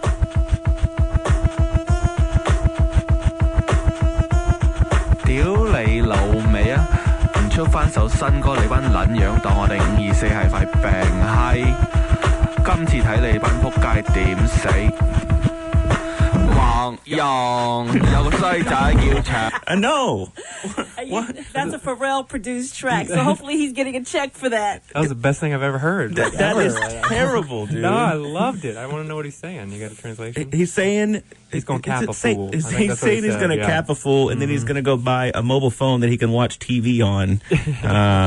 Now, can you see the videos with the subtitles on the bottom? That's going to be crazy, right? You know what I love is when they pirate American stuff and they try to do the subtitles at the bottom, like that Star Wars, where they had a pirated version of Star Wars, and they had the subtitles at the bottom. They had them all messed up. What was Star Wars called? Like Revenge of the Salad Bar or something. I don't even know. It was like something so wrong. I don't even know what it was. It was terrible. So what's the point? But Big Les was telling me earlier she's real tight with Bobby and Whitney. Oh, listen, how much is crack? No, let me tell you something. I used to dance with Bobby and Whitney on Bobby's last 2 albums, Humping Around and all that stuff. So if you ever see the videos, I'm in there. Are they swingers? He swings on anything. Whitney's not sharing her man. She's very clear about that. And you'll see I danced in the I'm Every Woman video with Whitney Houston and stuff, and spent many a times on the road. And if you think that Bobby is real ghetto and just jacked up, you got it wrong. Whitney's worse than Bobby is. Trust And these me. are your friends you're talking about. I love them dearly. Really? And she might be meeting me downstairs, ready to scratch my eyes out, but then, we'll be at the bar throwing back shots of tequila. That's my girl. But she's straight up ghetto gangster from Jersey. She doesn't take any mess. Don't look at her man because she will cut you. And Damn. I'm telling you, it's the truth. Whatever you are seeing on that Bobby and Whitney show is the truth. I haven't seen a lick of it. I try not to watch TV. Yeah, I've only read about it. There's some bad stuff that goes down. It's crazy, and they're not even showing you half of it. They're, You know what I'm saying? They're keeping it kind of PG for you. That's the stuff that they're willing to put on TV. Have you heard the part about how Bobby is going to help Whitney out with her constipation? Oh, yes, I did. We can't talk about that stuff. Oh yeah, they don't hold anything back. I'm telling you, yeah. But I mean, even back in the day when Whitney was pregnant and stuff, Bobby has admitted he's been, running around doing his thing, messing with girls in other cities. And I've seen him put chicks off on the bus in the middle of a truck stop. We could be driving from Idaho to, Albuquerque, New Mexico. You're out here. And once he was finished with her, he's like, all right, let's go, take off. And she'd be standing there in the parking lot looking crazy. At the truck stop. At the truck stop. Get her all jacked up on some At kind the of truck stop, gone. That's it. Yeah. Now, did you talk to her about when she got stopped for pot at the airport? I know. See, I know she had it. We know, and it's not the first time, and she probably had a lot more other stuff. No. Did you ever smoke with Whitney? No, I never smoked with Whitney. I would. I drank with her, but I don't smoke. So. Are they blunt people? Yeah, they're everything people. How do they stay married? That's everything what I want to know. They've been married longer than everybody. Yeah, that's what I don't get. Because they're codependent on each other, man. Yeah. He lights her pipe, she lights his. You know what I'm saying? He carries the stash. He's got the bail money. It's all good. They balance each other out. How is she making any money, though? I don't get it. You forget she owns She's living all off those of her royalties publishing. on that Exactly. songs, Before man. her father passed away, he made sure that she got all of her publishing off of all those songs. So, cha-ching, she's richer than rich. Who's her aunt? Dionne Warwick. Yeah, so she lost a lot of money. So someone in the family learned how to keep the money coming. Yep. So. Well, pretty soon we'll be playing a Jaguar Skills Adventure, so we can hear we can hear Big Les in action. What else you got, Reed? I talked to her for 5 minutes in the other room, and my ears were bleeding. Her stories were so good. I know, you just dropped the bomb on me about Suge Knight getting shot. Yeah, did you guys hear this? Suge Knight? Crazy. Down in Miami at the VMAs. Yeah. But you know what? I'm not surprised he didn't get off in jail. I'm not surprised that it didn't happen sooner. Suge Knight, I don't care, will turn any man who works for him into a punk. And you kind of know that going into it, because you're getting money or fringe benefits and stuff like that. But there's only so much one man can take when you humiliate him in front of his mama or in front of his girl, and then that's the person who's going to take you out. Not somebody who's jealous and envious of you, but somebody who's on your payroll who you just pissed off for the last time, who's got access to you and is going to off you in your living room while you're sitting there having a beer. Speaking of offing, I'm getting a little nervous because you used to work for Hot 97, and there's always shootings, and you dissing Suge Knight. You're going to be some fools downstairs. Did you pat her down when she came in? Really? It's your job. She's strapped. Come I tell you. You ever pat down a chocolate mama? You go, Reed. In my dreams, baby, every night. How do I just describe you? I mean, what's your job? My job, I've got 10 of them. Dance diva extraordinaire, choreographer to the stars. You do a lot of time on the red carpet as well. A whole lot of time on the red carpet doing interviews, press junkets, all that stuff. Now, see, I've been on a few of those because I do the nationally syndicated radio feature about technology, and so sometimes we'll have a big star in a video game or a big star to launch something. And I got to tell you, the thing that drives me the craziest is the Japanese or Asian photographers will run you over. Elbow to the neck, move out the way, kick you in the shin. I was Bruce Willis was in some video game that failed, and I was about to try to ask him a question if he was going to be singing Under the Boardwalk in it, and he got a little snarky about that. But dude, these Asian dudes behind me be pounding me on the shoulder like get down, and all this. You know how like, much money they get for those pictures to take it back to the Japanese press? Are you kidding? Let me work over in Japan. I'd kick you in the kneecaps quick. Asian paparazzi? Oh, yeah. Wow. Yeah. So is it like when you're on the red carpet? What like movie premieres? What are you doing? I do everything. I do movie premieres. I do press junkies, so I get to see the films before, like weeks before they come out, and then we do what's called either a roundtable discussion or room by room, where they have them each in like a hotel suite. So we all go in one by one and kind of hit a circuit up. So I'll, whatever movie was, I just did The Island, so I got to do Scarlett Johansson, Michael Clark Duncan, Ewan McGregor, one by one.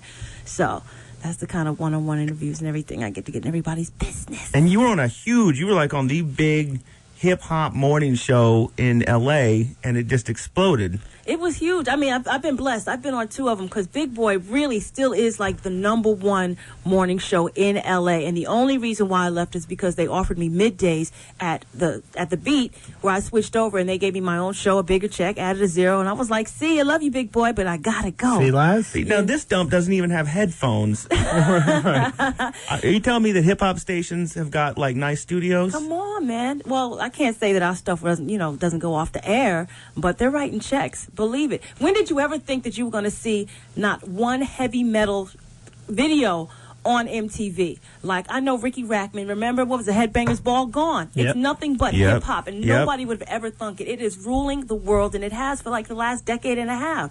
I thought country music was real big there for a while. Remember they said they called country music is the new modern rock, is the new hip-hop or whatever, but I mean, dude, you talk to people that work in the radio industry now, that work in like rock radio, they get no respect anymore. Oh, It's like nobody cares. It's crazy. I mean, but country, They want 50 Cent. see what I'm saying? 'Cause there's a story there. Well, yeah, because everybody's shooting each other. I know. You ever been in a gunfight?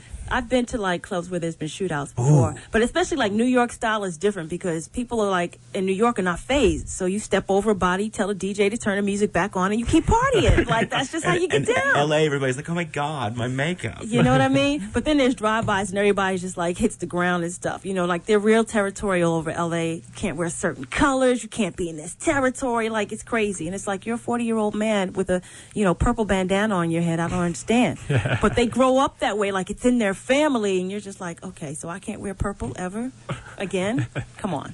Reed was saying that you slept with a lot of NBA players. I wish I'd I'd own this station if I did. Believe me. No, trust me. They don't care. It doesn't matter that they're married. You know what I'm saying? They don't care. The groupies don't care, so they step to anybody because it doesn't matter to them. You gonna drop any names? Of course, Shaq. Whoa. Allen Iverson. What did Shaq want? Latrell Sprewell. Oh, Look at you. Shaq was ready to have kids and take care of me. And there's a chick out there. You could have been in that Bugs Bunny movie with him. No, I'm telling you, because he just, they can do that. They can pay for anything cash, keep it under wraps. They go all over the country in a season. So I was telling Reed, they have families in, Sacramento. They've got families in Seattle. They have families in Atlanta. And until the will has to be read, these families don't find out about each other. Pay for everything in cash, buy a house. If I could have a kid by any one of these NBA players any given day, sit back and relax if I wanted to. You are a hot mama. I gotta bless you. I gotta say. And it's easy. I mean, I hang out at the strips clubs with them. I hang out at the gym with them, and I have access to a lot. I could write a book if I wanted to, or I could be sitting back and buy this station and 10 others if I was that kind of girl. My mother I say do it. Yeah, really. And everybody's going, well, why haven't you done it yet? Because I think they're all disease infested.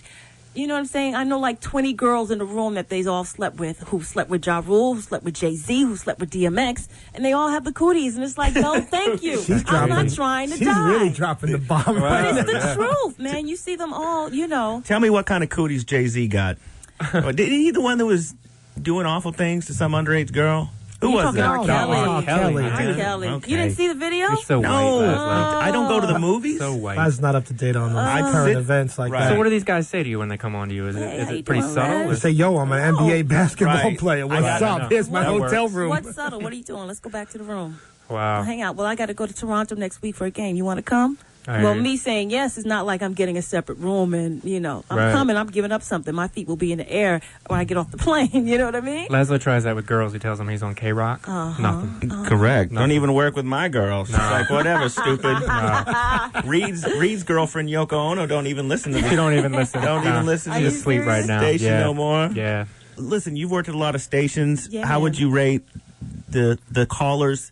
You've heard some of the callers, people calling in, versus an urban station. Well, the callers at the urban station, I mean, first of all, you get those callers like, this is a collect call from Rikers Correctional Facility. Like to make a request from Pookie, you know, somebody gets on the air like, yo, Junebug, you owe me that $20. Send me some money, for my commissary. Oh yeah, by the way, can I hear that new Jay-Z song? Click, we get the real ghetto crazy ones. What's the prison out there? What is the prison out in L.A.? You're the worst. San Quentin? That's too far, though. That's too far? That's too far. The county? County jail? County jail. But jail is like a resort. It's like Club Med. They have cable. I don't know. Telephone privileges. I've heard some stories. I mean, but come on. How many people, like, walking the street can't even afford cable? And they got cable in jail. Come on. See what I'm saying? Thank you. It's the prison industrial complex. They're building prisons faster than they're building housing. They're making it comfortable so that they can stay there and off the sure. streets. It's crazy. It's crazy. Half the people in there are drug offenders. Exactly. And other offenders It's coming. like 98% African American as well. Yeah. There's not hardly any white dudes in there. Don't believe the hype. Trust me, you haven't been watching those America Undercovers like I have on HBO. There's a guy who went in there, white guy, went into jail for forgery, and now he gets life because he had to protect his behind. He's in there for murder. I'm telling you, the system is designed like you go in for forgery, you spend 30 days, 60 days, or whatever the crime, a year, whatever it is. Now you get life because you've had to force yourself. You've been forced to kill somebody to protect somebody from like running up and behind you and all that other crazy stuff. Sure. So it's very, very mixed. Don't get it twisted. So Wayne is a carpenter. I don't know if you can tell. He's not normally on the radio. He's a carpenter, and he was at my house this week, and he took out my doorbell, and I was trying to figure out. How come there's not like ringtones for doorbells? Like you have for your mobile phone. Right. You should be able to. You could get like a Dukes of Hazzard. You could have like a Dukes of Hazzard doorbell. But don't give it away. See, you You can might be capitalize sitting on on that. something. You know what I mean? Yeah. Ringtones, are you kidding? They're doing like whole Billboard Awards. People are going platinum off of ringtones right now. They're making like extra award ceremonies and money for that. So that's all you right there, Lazlow. You think so? I think so. Here's what I think. I think there should be a camera out front. And because, on your mobile phone, when somebody calls you, you can have a special ringtone just for them. Right. Correct. So you have a camera at the front of your house, and it does facial recognition, because that software costs like $50 now, and you get a $50 camera, you get facial recognition, hook your computer up to it. And then when Big Les comes up to my front door, then, you get a special doorbell. Yeah.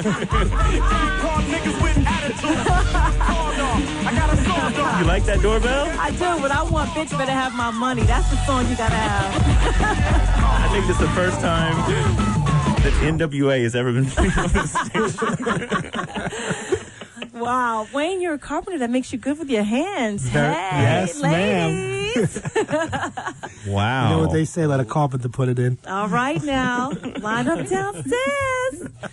Did you ever, I was thinking also, have the Chuck D alarm go off if your parents show up at your front door. That'd be good, you know? Oh, my God. I got a Chuck D alarm here somewhere. Do you? Yeah, where's my Chuck D alarm? Track 11. Look it up. Track 11. Please, everybody run off the front steps of Chuck D alarm. You kidding? Damn! Damn! What do you think? That'd be hot, though. But see, could you be upstairs and that goes off? You're like, oh, no, my parents are here. And then you got to get out the Lysol, open the windows. Hide the condoms. Hide the condoms. At your house, maybe. Hey, that's right. Leslie needs love, too. Wayne's a pull and pray. It's been working for me 18 years. Oh, wow. You might want to check that out. He's got his own parking spot at Planned Parenthood. He like rolls up and it's like the sign says Big Wayne up front. Reserved for. That's crazy. Am I right?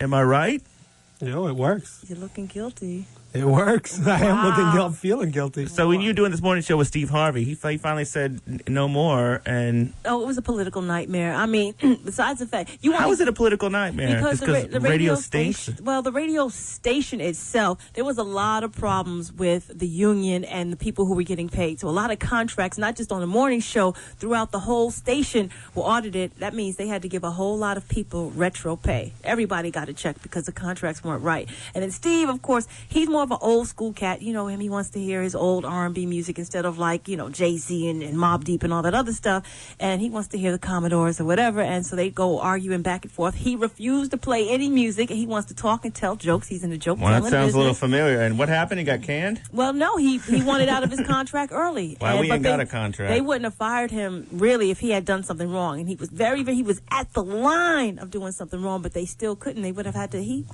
got them for a whole lot of money, a lot of zeros and a lot of You hear that, commas. Laz? Trust me. Yeah. Hook it up. And were you getting some of that big coin? Oh, yeah, especially when he got out of his contract early. They had to kind of, all the rest of us who were players on the morning show, here's your check. Instead of keeping us for like John Sally's on the morning show now with Ananda Lewis, and John Sally actually wanted to keep the rest of us, but they were just like, Steve's gone, so everybody goes. Kind of a bad taste in their mouth, so we all got checks too.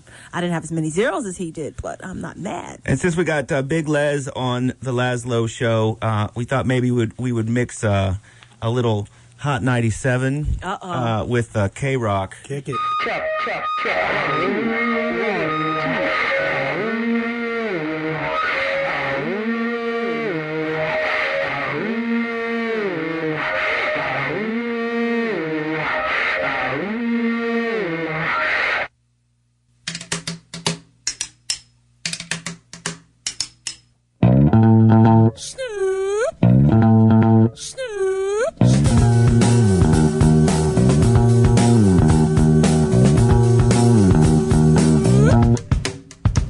When the pimp's in the crib, mom, drop it like it's hot. Drop it like it's hot. Drop it like it's hot. When the pigs try to get at you, park it like it's hot. Park it like it's hot. Park it like it's hot. And if get an attitude, pop it like it's hot. Pop it like it's hot. Pop it like it's hot. Got the rollie on my arm and I'm pouring Sean down and I roll the best. Cause I got it going on. I'm a nice dude with some nice dreams. See these ice cubes, see these ice creams. Eligible bachelor, $1 million boat. That's quite a dude. What's spilling down your throat? The phantom, exterior like fish eggs. The interior like suicide wrist red. I can exercise you, this could be your phys ed. Cheat on your man, man, that's how you get in his head. Killer with the B, I know killers in the street. It's to make you feel like the chiller in the heat. So don't try to run up on my head talking all that raspy shit. Trying to ask me shit. But your best they ain't gon' pass me shit. You should think about it. Take a second. Matter of fact, you should take 4B and think before you fuck with little skateboard P. When the pimp's in the crib, mom, drop it like it's hot. Drop it like it's hot. Drop it like it's hot. When the pigs try to get at you, park it like it's hot. Park it like it's hot. Park it like it's hot. And if get an attitude, pop it like it's hot. Pop it like it's hot. Pop it like it's hot. I got the rollie on my arm and I'm pouring Sean down and I roll the best. Cause I got it going on. I'm a gangster, but y'all knew that. The big boss dog, yeah, I had to do that. I keep a blue flag hanging out my backside, only on the left side. Yeah, that's the grip side. Ain't no other way to play the game the way I play. I cut so much you thought I was a DJ. 2, 1, yep, 3. SC and double O, P, D go double G. I can't fake it, just break it. And when I take it, see, I specialize in making all the girls get naked. So bring your friends, all of y'all come inside. We got a world premiere right here, now get lost. So don't change the diesel, turn it up a little. I got a living room full of fine dime bristles, waiting on the pistol, the diesel, and the shizzle. G's to the big sack, now ladies see the guess. Drop it like it's hot. Drop it like it's hot. Drop it like it's hot. When the pimp's in the crib, mom, drop it like it's hot. Drop it like it's hot. Drop it like it's hot. Pigs try to get at you, park it like it's hot. Park it like it's hot. Park it like it's hot. Get an attitude, pop it like it's hot. Pop it like it's hot. Pop it like it's hot. I got the rollie on my arm and I'm pouring Sean down and I'm on the best. Cause I got it going on. I know you know that. I know you're a cannonball.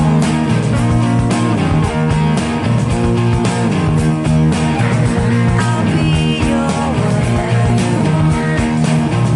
The bomb in this reggae song.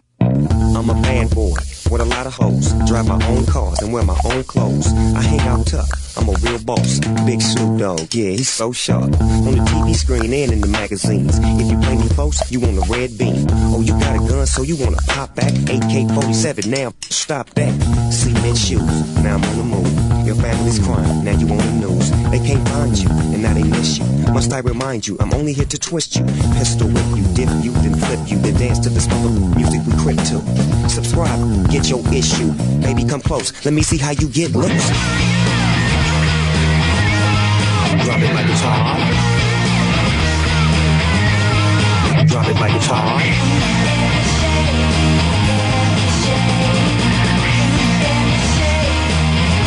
When the pimp's in the crib, ma, drop it like it's hot. Drop it like it's hot. Drop it like it's hot. The pigs try to get at you. Park it like it's hot. Park it like it's hot. Park it like it's hot. Get an attitude. Pop it like it's hot. Pop it like it's hot. Pop it like it's hot. Got the rollie on my arm and I'm pouring Sean down and I'm all the best cause I got it going on.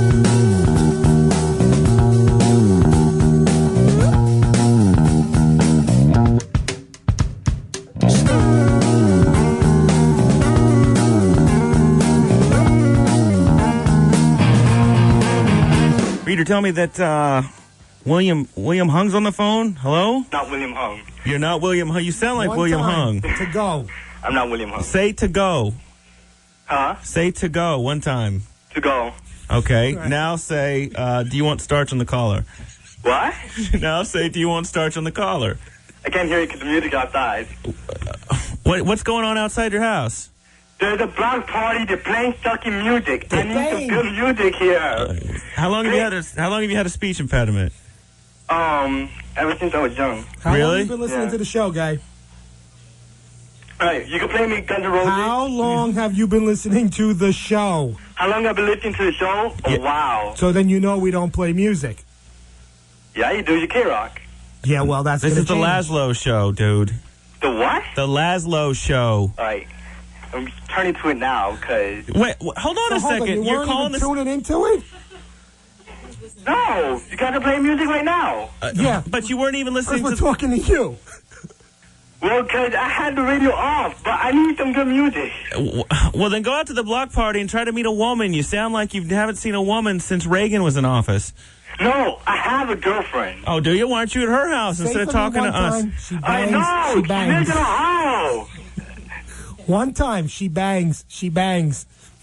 Huh? She bangs. She bangs. No. She moved. She moved. Laz, what do you think of that? William Hung's a fan of the show. William Hung. Wasn't that great to hear William Hung on Yeah. the... Hear him Bless calling him. up. Bless him. So far, we've had... You missed it. We got... I think we got an email from Carrot Top. He sent us a... Oh, that's right. He sent us a picture. I don't know what I did with it, The but... real Carrot Top? I don't know. The guy said he was Carrot Top and sent a picture of Carrot Top just to prove it. He said he wants to be on the anything. show, though. Huh? What does that prove? Don't prove I don't know. What did he say? I did, and if it isn't Carrot Top, and it's, I mean, it was Carrot Top all like buff and Jacked. working out, Jacked up. jacked up. What? But there's somebody sad out there if they're going to impersonate a celebrity, and the celebrity they choose is Carrot Top. Right. Times are hard. That's right. I would choose Suge Knight if I was going to impersonate someone. So we got Big Wayne as sidekick, Reed as producer, and sitting in on this week's episode is Big Les coming out from L.A. Hey, hey. Who used to be on Hot 97 here in New York, Queen's girl. and she is Yeah. a Queen's girl. Now, can you deal with L.A. because the place drives me crazy with the smog and the attitude? I'll tell you like this. First of all, they cannot drive. There's traffic 25 hours a day in LA. Traffic all the time is crazy. They've got like 5 lanes of highway, and it's ridiculous. And it's like 10 o'clock in the morning, 2 o'clock in the afternoon, 3 o'clock in the morning. Like, where are you people going? Don't you work? But there's something to be said about getting up 7 a.m. in the middle of January and it's 75 degrees outside. So I can't do that. You know what I'm saying? And it Can't be hadn't rained mad. since like 97. Exactly. I read in the paper. So it's beautiful. And then a Yeah. mudslide takes out Millie Vanilli's family. Oh, the mudslides are ugly. Like, Yeah. a house on the hill in L.A. is pointless. Like, you can just kiss your money goodbye. Kiss it goodbye. Why would you do that? I mean, I'm sure the view's great, but you live on a fault line, stupid. And your house is on stilts. You can see it while you're driving, Right. like, through the canyons. It's crazy. I wouldn't do it. Ever, ever, ever, ever. So you work at a lot of music video stuff, like behind the scenes. Yeah, because man. You're a dancer and a choreographer, right? Right. So I've danced in a million videos and then having to do interviews. I'm on video sets and stuff all the time. And trust me, if a girl wants to get up in the front, sitting next to the artist, there's a lot of lollipop licking going on. Yeah. Trust me. You can see the trailers moving and, you know, you got to hit the bodyguard and then his personal assistant and then the stylist and all this other His stuff. And of brother-in-law. course, the director. Exactly. You know what I'm saying? I worked with the guy who was producing some Public Enemy videos back in the day, and he said that like Flavor Flav's entire neighborhood would come to the set, Yep. and they would have literally an order for McDonald's for like 100 people. You had to roll up to the drive-through, and Hey, like 20 minutes later, you'll still read that 80 Big Macs.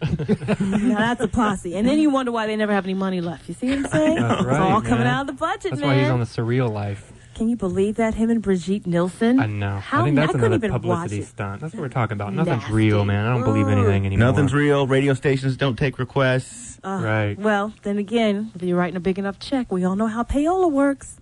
It ain't no payola here. I barely wish even there were. play what I'm told to play. I know. They're cracking down on radio stations and the TV stations for like play my video, here's a paper bag full of money. And then you Is wonder that why. still going on? Because when I got into radio in like 92, they said, man, you missed the heyday, dude. The record rep would come in here and he would throw the CD down and he would put like a big line of cocaine on the top and give you a big smile and walk out. And you throw that buddy on the air. Whether it's cocaine or a paper bag of money or a trip to, Paris or a brand new car that just happens to show up and the keys come up in the envelope, something is going down with the Get Down, and these songs are in heavy rotation. Trust me. It can't be on rock stations because ain't nobody giving us money to play Aerosmith. I gotta tell you, there is no money coming in the door. The Lazlow Show. All right, it's the Lazlow Show. We're sitting here at the, I don't even know the name of the shop. I can't even pronounce it. It's Minku. No, we won't even give it out. It's like basically the place we go before the show. Menku Tai. Yeah, which I think stands for try bombing us again, fool. And we come here every week before we do the show, and there's we're always the only honkies. Yeah, and our soup is so hot that it would strip the paint off a Pontiac. So basically, what we're doing is rather than coming into the radio station and doing a live show, we're doing one of those goofy best of shows where we awkwardly work in conversations about parts that we've already done before. Like, Reed, remember the time that we talked? Wayne was telling us about how his dad's a drunk. Hey, Lazlow, remember that time where Dudley and Arnold went to the bike shop and got molested by that guy on, what's that show? Different Strokes is my favorite episode. Remember that? A very special episode. It always starts with, like, some special cartoons. The guy was like, hey, you guys want to watch some cartoons where Mighty Mouse is naked? That's what it was, right? There was naked cartoons, dude. And then we all learned a lesson that day, didn't we? Didn't we, Wayne? I'm not quite sure. You guys lost me there with that one, man. Don't you remember in the 80s when on sitcoms where they would, like, have those bits where they would try to show kids what to do in case somebody wants to molest you? No, I can't ever say I've visually seen one of those. Never. Do you remember any of those, like, anti-drug messages? They, like, when Nancy Reagan would come on Different Strokes? Clearly, he does not remember any of those anti-drug messages. Did you ever? Did those take? Did you ever have the cop come to your high school and try to scare you straight? No, I can't say that happened, but there was one good commercial, and it was the one where a guy's like up in his bedroom and he's taking a couple hits off a joint, and his mother yells up to him, so-and-so, are you going to go and look for a job today? He goes like, yeah, I called already, Mom, but he never really did a thing and kind of just opens up the window, lets the place air out. That was my favorite. That was the only one I can remember. And how did that make you feel? I kind of laughed. This next bit, besides Wayne talking about his drunk father who used to go to bars and make Wayne feed the meter while Wayne played with the radio, is also the full story of Wayne and why he names his pillows. I kind of just name him because I'm a humper, and I think that there's other people on the show that hump that are in denial. You know, that show, it seems just like yesterday.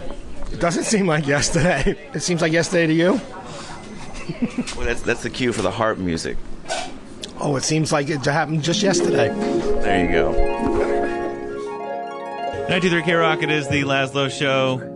Maybe join us, Wayne. What are you doing out in the hall? Looking for Red Bulls in somebody's... The Red Bull refrigerator is empty. Somebody was complaining on the or whining this week that real whining over something he doesn't even pay for himself. Stealing Red Bulls because there's a little green room there and there's Red Bulls in it, and it's like unlimited when you're here. So while we were talking about Reed and playing some sound effects, he was actually trapped out in the lobby behind the locked door at K Rock. It's quite cute. And it's like I want that puppy in the window. So you went out there to go to the bathroom or something. I was going to get drinks. Reed's face smashed up against the window at the He's kind of like, he looked like a burglar. He was trying to jimmy the door open. He's got out his magnetic strip from his ATM. And meanwhile, I guess you heard we had a little sound for your scooter. I heard. And the other bit was sort of a clip of Boy George has these videos now. You can pay to send them to people's cell phones, and if you want to tell your your parents that you're gay, you can have Boy George show up on their cell phone. Hello, Mum and Dad. Sit down. I'm channeling a message from your son. Take a deep breath and relax. I'm a homosexual. I like men. Get over it. So, and how much does that cost again? Like $7-8. I like that. Yeah, I like that. That's a very special way to break it to your parents. So, as I was Reed and I were talking this week, that the website for the show got so much traffic that it was melting and racking up hundreds and hundreds of dollars in fees because people from I was getting people from Uruguay. Is that pronounced correctly? Uruguay.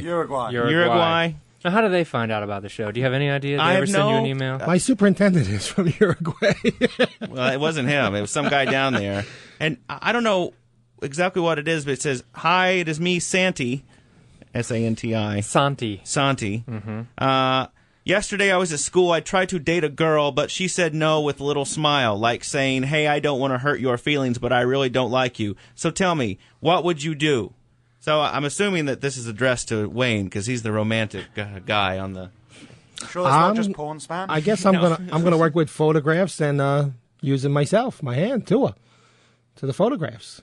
So you can't have it. Next best thing is a photograph. So take pictures of her. Correct. Okay, and then fantasize. Okay, well... Stalking. When's the stalking? No, it's not stalking. Would be repeatedly taking pictures. What was that word again? Repeatedly. So after you've repeatedly taken the photographs, and what do you do with them? You go home, make a nice little collage for yourself. And nowadays with Photoshop, you can cut the heads off and put them on naked models. So come on. And that's not stalking. That's still not stalking. What is the technical term for that then? I think like if I art. No, I think like if you have an apartment and you find me in your apartment, I'm stalking you. Okay. What if you name one of your pillows I'll look out after for them?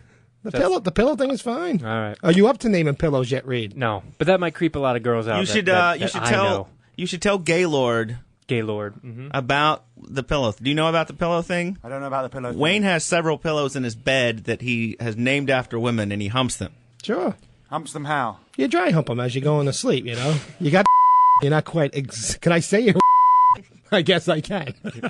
And we're okay. It's a medical term. There we go. It was a medical term. It was a medical term. But anyway, You made it for an hour and 25 minutes, and you've already... only now you've been fined $250,000. That's that fourth Red Bull that's put me over the limit. And there's like 18 more, and I'm determined to drink them.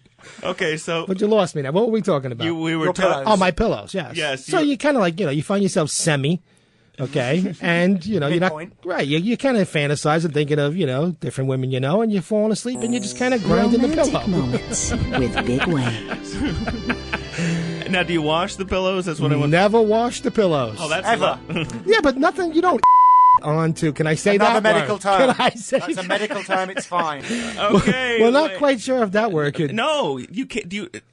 I don't care if it's a medical term. You cannot say it, Wayne. My God, There's 500,000 and I'm in Brazil. What? Yep. If I did it twice, I'm going to have to pay 2 times, right? 2 fines. Oh, is that correct? Yes. 2 fines. So I'm at 500,000. And you're on You'll the plane find to me. Brazil. I'm on the plane to Brazil. On the beach. I'm going to Where are do you the gonna get that show. money? Where are you going to get that money? That's why I'm in Brazil, because I ain't got the money. Well, Okay, here, let me- They should make the fine reasonable. $250. I'd blurt it out every hour. I can pay 4 $250 fines. I can't pay 4. That's an ounce of weed each. Yeah, but it's worth saying the occasional, Right. You just got to learn the right words, Wayne. So, like- What is the right word? for that? So the right word is There's I no way of saying I it. don't finish up on my pillows. Okay. Okay, it's not for You don't reach an end point on your pillow. correct. No. It's just like a meditating state. It's a mid-range. Correct. Relaxing. Right. Correct. And occasionally, the old lady looks at me and says, "All right, come on." Put her away now. But the point of this whole story was that he names his pillows, and they each have names, which is cool because some of them are named after celebrities, right, Wayne? Okay, Yeah, I have which a is Britney cool. Spears. But then I had a Madonna for a while, but Madonna got really dogged. So then Madonna gets thrown away and replaced with a new pillow? Yes. Or renamed No, as new pillows. something else? Like Yeah, they got about, every yearly turnover. Okay. something like And that. is it and like- I have 5 pillows, It's fellas. just like Hollywood, where new starlets replace the old, worn-out Correct, starlets. exactly. Okay. See, so who's the and latest? Who's the latest acquisition? I would still be Britney. I gotta go with that. That trailer park pregnant thing kind of works for me. But I thought that some of your Great pillows, atmosphere for a pillow, isn't it? Yeah. some of your pillows are also named after friends' wives. are they Correct, not? yes, Mhm. yeah. See, Gaylord, does that not cross the line for you? No. Not at all. It's All right. it's fine. Gaylord's it's fine to English. name- You better remember he's English. He's In down England- with all these occult things. Occult. In England, there's a everybody whole names pillows after their friends' wives, then dry humps them. See? It's a national sport. See? Exactly. That's why we lost the empire. But how does?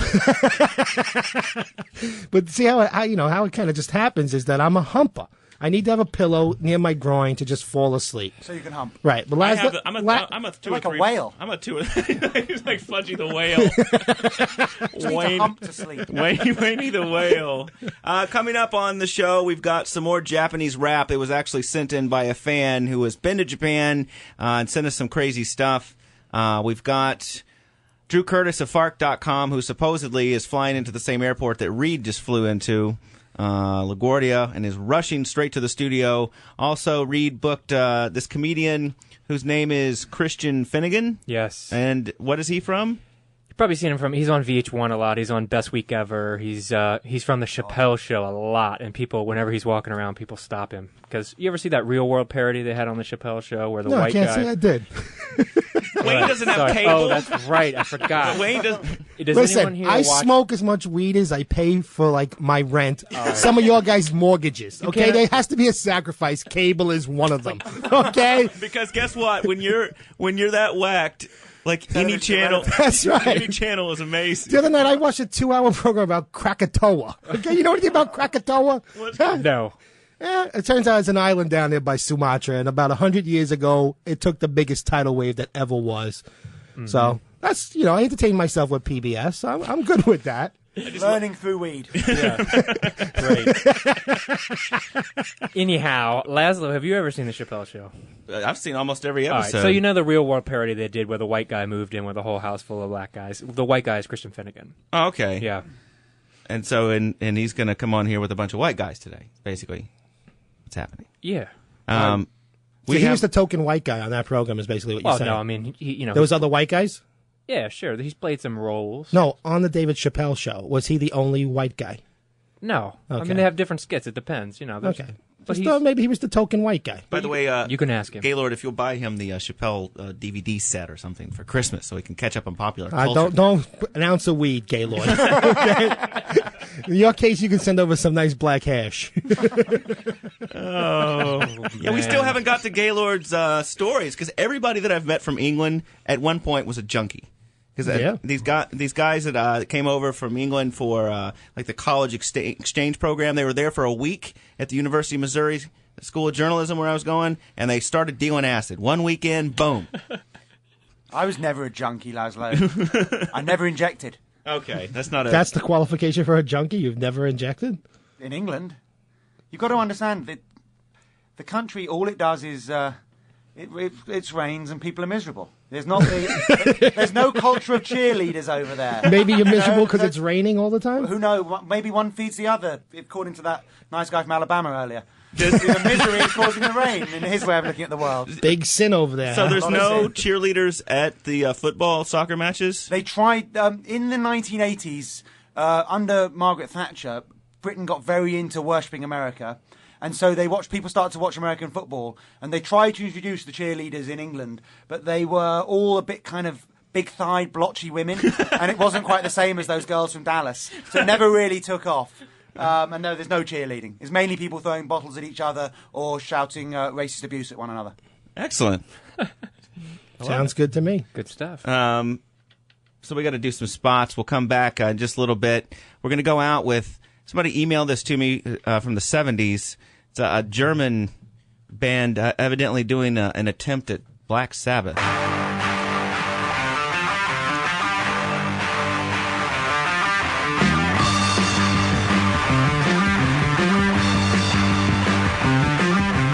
Nebel zieht in dichten Schwaden übers Moor von Forest Hill. Grün gespenstig grinst ein Irrlicht, es ist Nacht in Baskerville. How drooling is this? Reed has a look of ecstasy on his face. I love this, because I speak a little German. I'm trying to translate the lyrics. I think she says... it says something about riding a scooter. Something about get into the train cars. Angst und Schrecken, wer vernichtet, was will. Jeder sucht sich zu verstecken vor dem Hund von was will. Wen anfällt, dieser Hund von was will. Oh yeah. The Lazlow Show. Wayne, you were telling us a story about how your dad used to drink when he babysat you. Oh yeah, it would be a great thing on Saturday mornings. My dad would do the big thing, and he's gonna tell my mom, "Oh, I'll take Wayne for the day," and from like 8 to 11, you did some errands, you ran around, you did the dry cleaning, the shoemaker. Shoemaker? What are you living a fairy tale? I don't know what. I got a little age over you guys. Back in the day, you took the shoes and you got new soles and heels put on them. Are you kidding me? Right. There was no new pair of shoes every school year. Was there a Spit polish and a new pair of heels and. Was there a cart going down the street with a guy going, "Bring out your dad"? No, it was a corner store. Really? But anyway, so my dad at sometime around 12, 1 o'clock, he was a big drinker, and he Wait, 12, 1 o'clock, what's it? in the afternoon. Noon. Sure, in the afternoon. And he'd want to go and hang out with his boys for a while, but, kind of felt trapped with me. So he'd literally park you in a car on a street and give you dimes to feed the meter for the next 4 hours, okay? And he could say, "Don't touch no buttons," And 4 hours later, he'd come out of the bar. He'd be S-faced, and "All right, don't tell your mother we were at the bar." Okay, your breath's not gonna give it away. Okay, mom's got no idea you've been at the bar for 4 hours. And, so then he'd try to give you hush money, "Hey, here's some money for pizza or something, But basically, you sat in the car for 4 hours. And I think about it nowadays, he'd be arrested. You leave your kid in the car for 4 hours. It's but he'd come back and every button would be pushed. The windshield wipers would be on. Every radio station was tuned to 88. Because this is back when the cars only had AM radios, guys. They didn't have FM.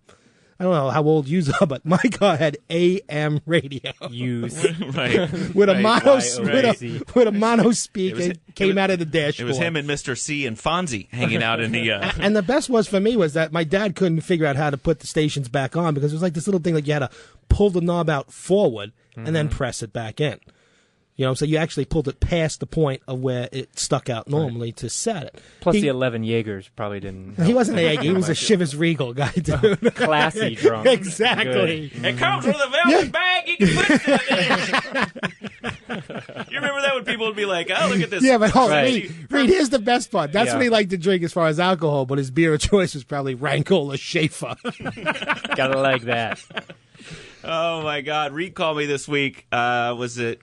No, I think you called me on Tuesday, and I go, "How you doing?" He said, "Dude, I'm trying to recover. I went and saw the one-man Star Wars show." Yeah, I'm such a loser. Unemployment's got you down that bed. You're catching a 1 o'clock matinee. Just catching a little culture. I forgot to tell you, Gaylord, Reed's unemployed. Right. At the time. Right. There's no shame in that. It's all right. If you need anything done with your yard or any straightening up around the house, give me a ring. He might need a guy to run around a couple of messengers on that scooter of yours. You can get a message uptown and downtown real fast. I can zip, baby. I can zip. Yeah, have you guys heard about that? You're slow. You are slow. There he's going downtown with his package. I always dreamed of having my own theme music, but in my own head it didn't sound like that. You know why I'm slow? Because that set on the racist alarm button is set for first. For number 1 position because of you. There's 2 buttons in here. The racist alarm for Wayne and the, "Oh my God, we have to dump out a delay." Wayne just said something completely inappropriate about a 10-year-old girl in a thong. Right. And I've been here 20 minutes and it's happened twice. So see what you bring to the show? Thank you. So the one-man Star Wars show. Right. Have you guys heard about this? It's called the one-man Star Wars trilogy. Anyone? Do you like Star Wars, Gaylord? Not massively, but I have heard of it. Massive. It was allergy. No, it's this one guy. He's from Canada. Don't say that. Saying you're stealing someone else's material. Yeah. Oh, right. You don't want to be stepping on no toes over here. Evidently, Hoo used to dress up and interview members of parliament. Because everybody's ripping him off as a b-boy. Yeah, I'm ripping him off right now with these Red Bulls. I hope he goes broke. You need to drink about 47 million of them. Yeah. I'm starting. Yeah, keep on going. But anyway, he's this Canadian actor, and basically what he does is why? What do you got The against sci-fi Canada, freaks man? just can't stop, can they? But that's the thing. He's not. He's more of a serious actor. He talked to me for like 45 minutes about the. So you were interviewing him for like a magazine or something? Yeah, for an article I was writing. Is that what he told you? He was a serious actor. That's what he told me. Yeah, but I think I'm done that with meant, Hamlet. Now I'm on with being a droid. C-3PO and R2-D2, Solo. both at the same time. I think it meant he'd done some porn, but he takes all the original 3 Star Wars trilogies and just does a one-man version of them where he condenses all 3 movies down into like an hour, and it's just like manic crazy. See, I he need plays that. all the characters. Do you want to see that? I would like to see it because I never seen one of them. You haven't seen any of them? And I don't think I have 9 hours to watch 3 of them. So if the guy can condense them down into like an hour, I'd see all 3 movies. While all the other kids, are out at the movie theater seeing Star Wars when they're young, you're sitting in a locked car when your dad is drunk in the No, bar. that was adolescence. When I'm pretty sure when Star Wars came out, I was more about getting baked than I was going to see Star Wars. Babysitting with the rails. Exactly. But how can you be male in America and not grow up and see Star Wars? How do you miss that? Because if you live in Queens and had a coke addiction, You're in a different kind of space. You had your own Star Wars. You were out taking cars, lighting them up. Yeah, that's true. Well, it's bad here, but I read over in England, Gaylord, that like 30% of English people identify their religion as Jedi Knight. Have you heard about this, Lazlow? I think it was 8%, but I like to more exaggerate. than the none percent you'd hope it would be. Right. Oh, 'cause you have to fill out some form when you That's right. religion, and one of the options was Jedi. What's happened to my country? Right. I was hearing though, Reed, that the 1 hour people that they do the 1 hour Star Wars, they do the 1 hour Shakespeare, they're now doing the 1 hour Bible.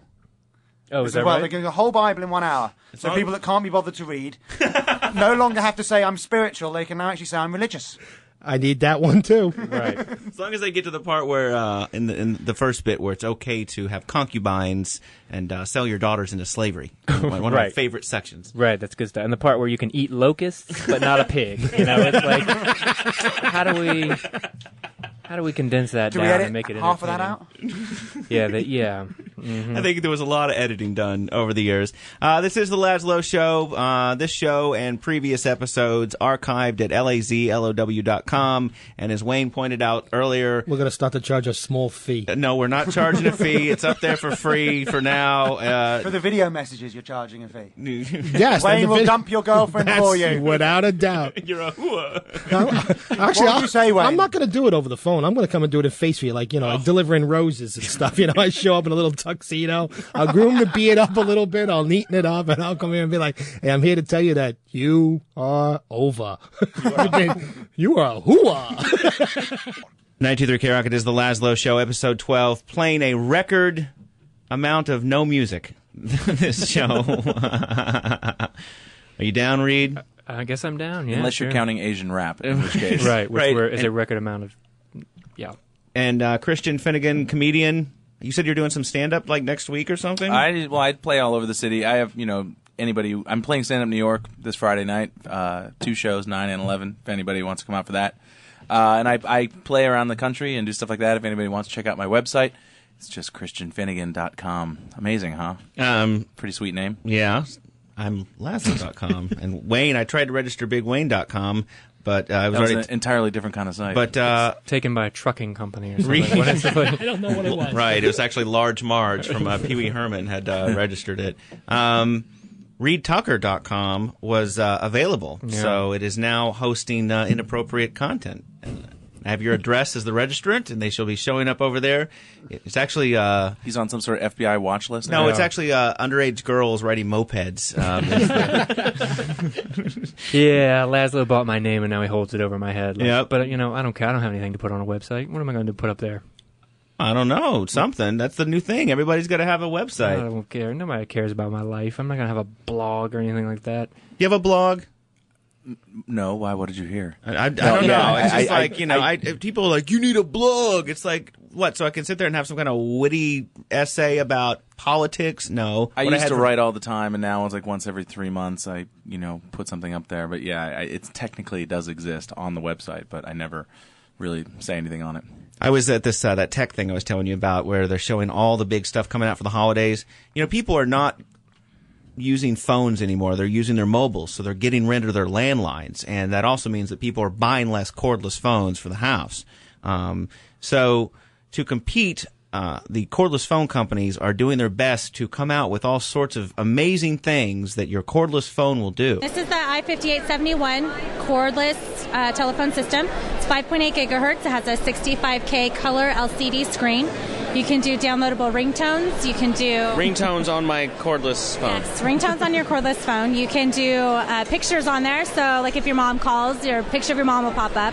You can sync it with your Outlook or your Palm. Price is $199. I've always wanted to sync my Outlook or Palm to a cordless phone. Yeah, it's actually So it's basically a cell phone that you can't take out of your house. That's exactly what you just described. There's nothing about that. I love talking to these PR chicks at these events because and it's not always PR chicks. I'm sorry. Sometimes it's PR dudes. But I went up to this one. Everybody's got these wireless routers now, so they can have wireless internet access in their house.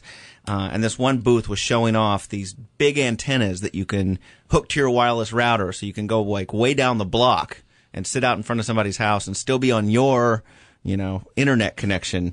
So I totally stumped this chick.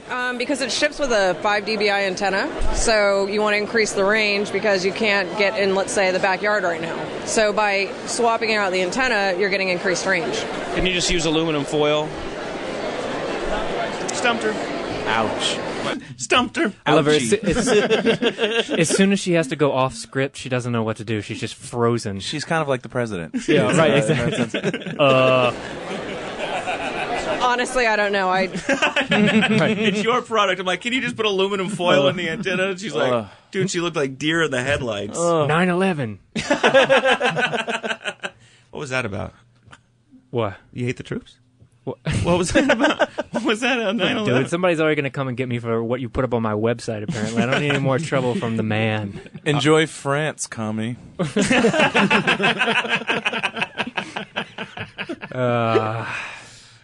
Oh, okay. So I've solved a big problem. I am full of caffeine at the moment. So, and how many Red Bulls are you into now? I'm 3 deep, and Try talking on the microphone. I'm 3 deep. God damn. What did you say? I said, God damn, Wayne.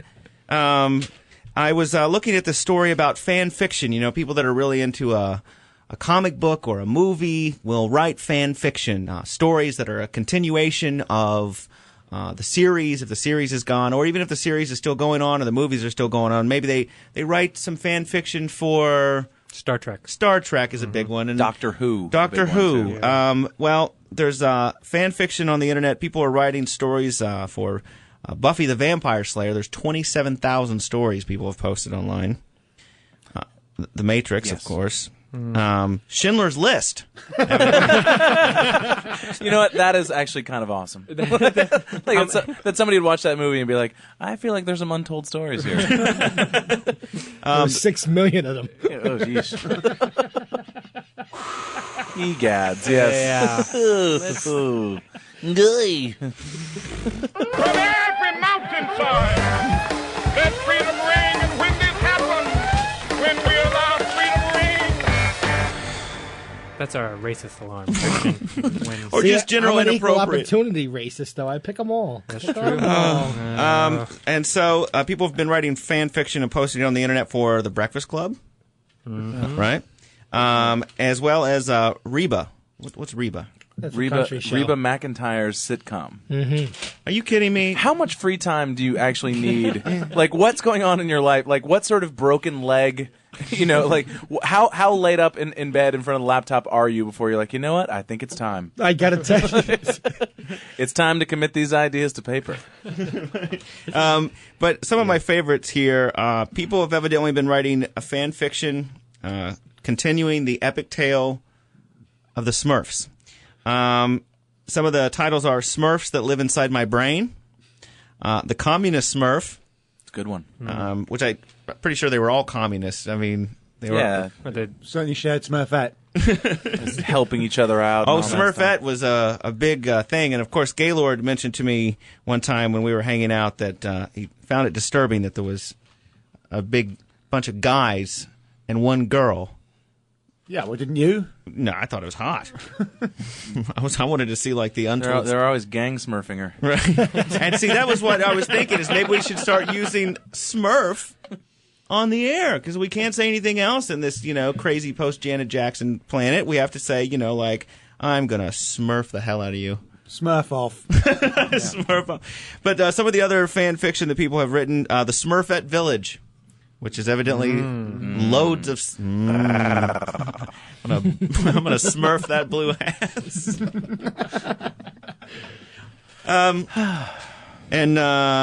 And then, of course, Return to the Smurfette Village, because I guess it was sort of like, in porn. It was very exciting first time, and 20 minutes later I wanted to go back.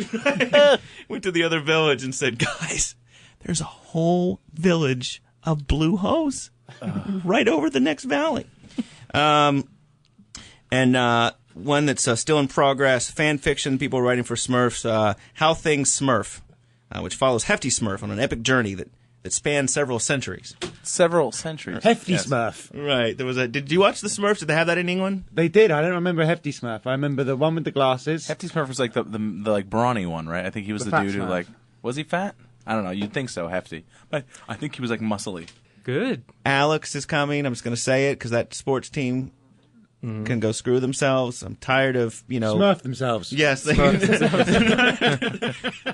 Yeah. You can kiss my Smurf. Yes. And Smurf my Smurf. Ooh. Sounds Smurfy. So, I'm feeling kind of Smurfy. Dude, hurry, grab my Smurf. Oh, that's a little tiny Smurf. Wait, you're talking about... Oh. So next week is lucky episode 13. We supposedly Cousin Ed and Jimmy Inappropriate are coming, and I'm trying to get that dude Sweaty Steve. I had audio from that guy Sweaty Steve. These guys, their names already, I don't want them here. Jimmy Inappropriate and Sweaty Steve. We didn't even tell you about our friend Chemical Chris. Who You guys would never guess you're on a radio show. Like these are such radio show names. Like Sweaty Steve. All these guys, these are all like non-real radio people. I mean, they're just dudes. Sweaty Steve's been called Sweaty Steve for years. Chemical Chris is the guy that gives Wayne pills. Yeah. Well, what did you take last night? I can't even remember. Wasn't a Percocet? It was a Xanax. A Xanax. That's it. Says, oh, you take one of these, sleep for 24 hours. Only take half. So I slept for 14. Wow. Is this guy a Mexican pharmacist? No. Where is this guy? No, he's actually a carpenter, too. Oh, he is? Yep. So you can trust your carpenter friends. And Chemical Chris has got a couple good stories that we need to get on the air. Yeah, we definitely need One to is this past weekend. He was down to the West End for the big Irish Day Parade. Yeah, now, if you Long notice, Beach. it's nowhere near St. Patty's Day, but they got their own parade. Sure. Especially just a bunch of drunks. Well, he was down there making out with fat chicks. Yeah, and like this is a And good-looking guy that is like built and gets like hot chicks. And like as a joke, he's just making out with fat chicks, and dudes are offering these fat chicks $50 if they will pleasure him. Put his and one junk. One of them took him up on it until her fat friends C-blocked him. Smurf blocked him? Smurf blocked. I was just about to Smurf that. Boy, the only thing that make that hotter is if they were disabled, right, Wayne?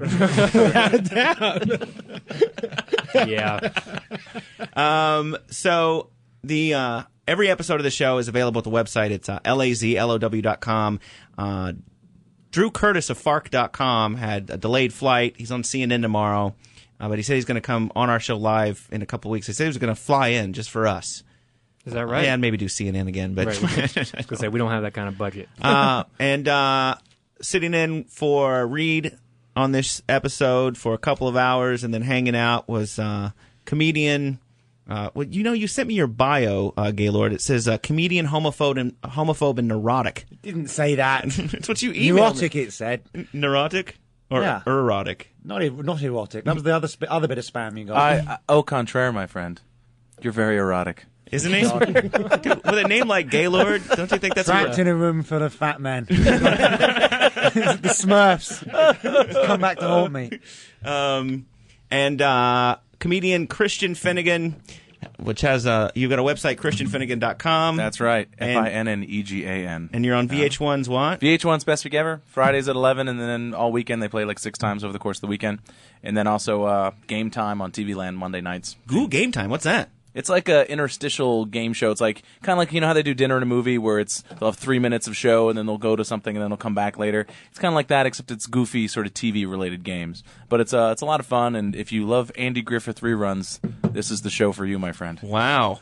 TV's gotten really segmented. There's going to be like a channel and just for you, like this is Bob's channel 158. It's for Bob at 315 Pine Street. Just all programming geared towards that dude. Yeah. Well, they're talking about, and they've got it in the works, that they're going to start sending commercials to different houses based on your demographics. So you're both watching the same show, but you each watch different commercials. There's probably some hilarious joke in there. Unfortunately, I'm not fast enough to find it. No, it's scary. No. It's what it is. Spooky. Every hack comic in the world to be doing this as a bit. So you're kind of saying if I'm home watching BET, they're going to give me an Anheuser-Busch commercial, and the other guy who's up the block, who's African American, they're going to give him a different commercial, like a Miller Lite commercial. Damn!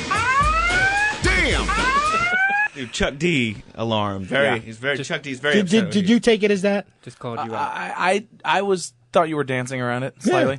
Dancing?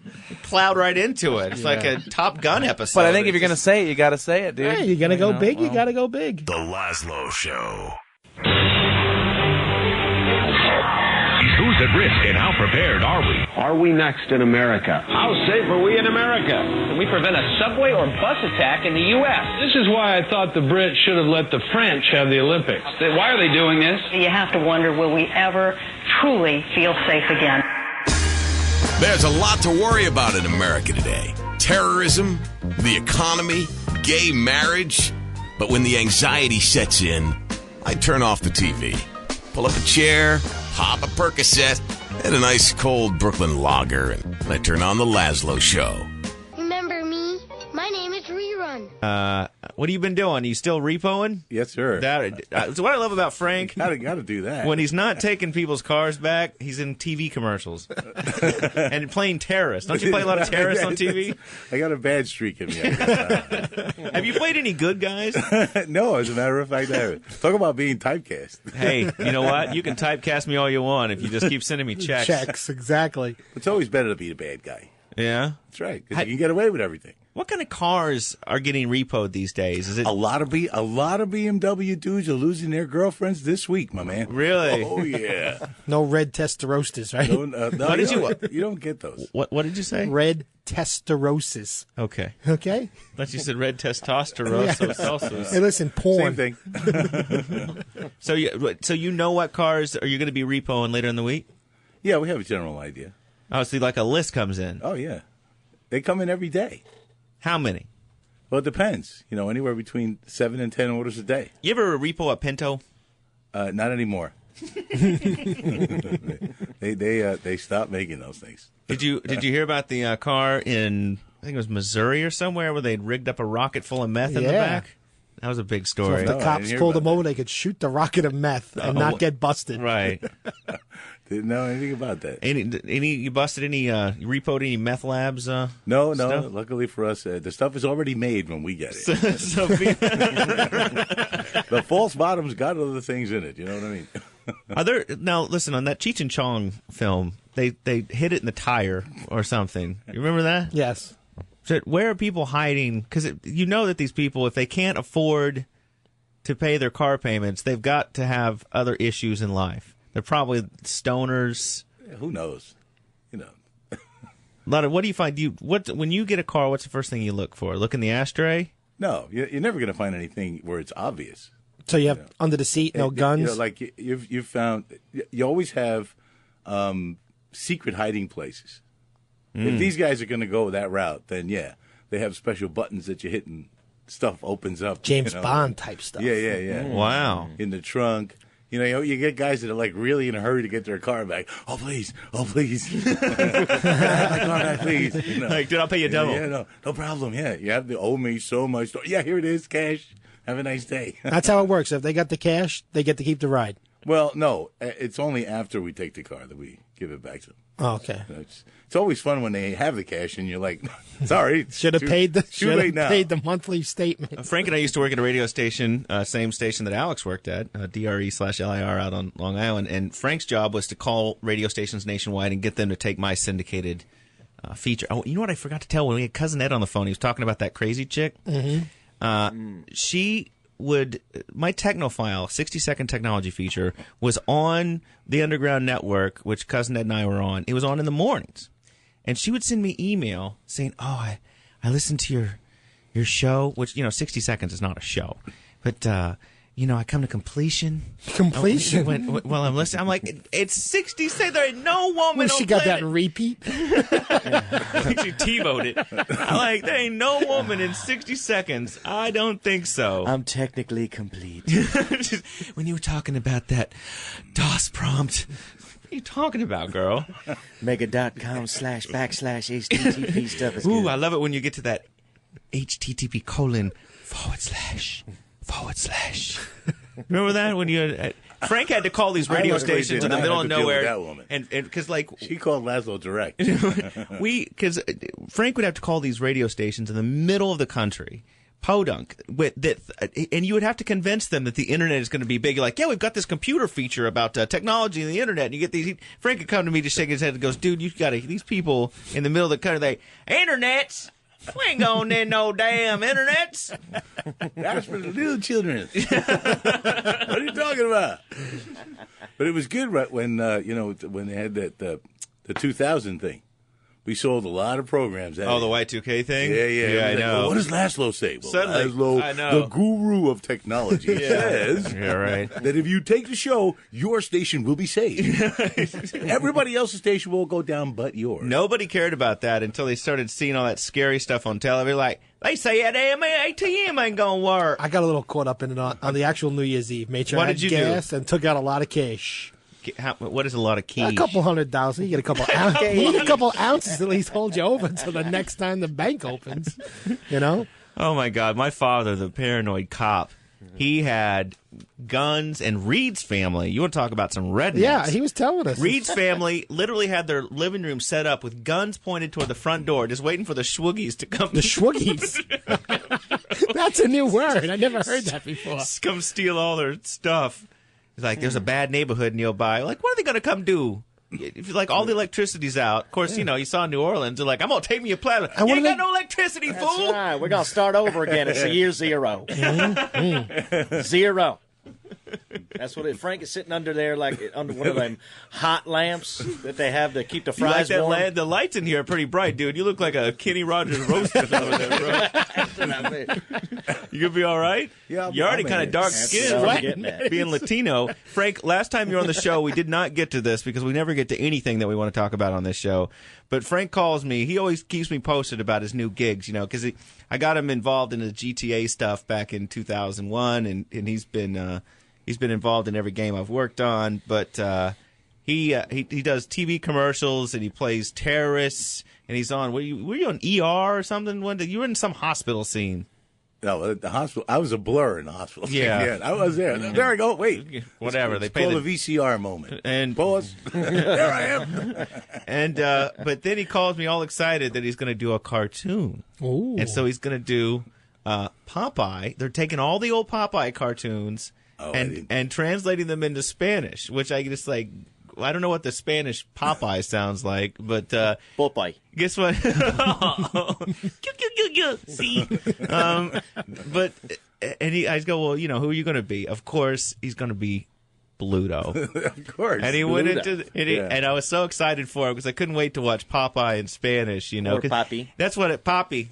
Were they going to call it Poppy or Poppy? Popeye, Because I love Popeye. it. It's Popeye. When you travel and I'll be in Germany or something at a march. I'll be in Germany and I'll be in like some other country, like South Park will come on, and it's just hysterical to watch Cartman in German. and watch all the American cartoons in another language. So I just could not wait for Frank to be Bluto. And he went into the studio and they fired him the same day. Yeah.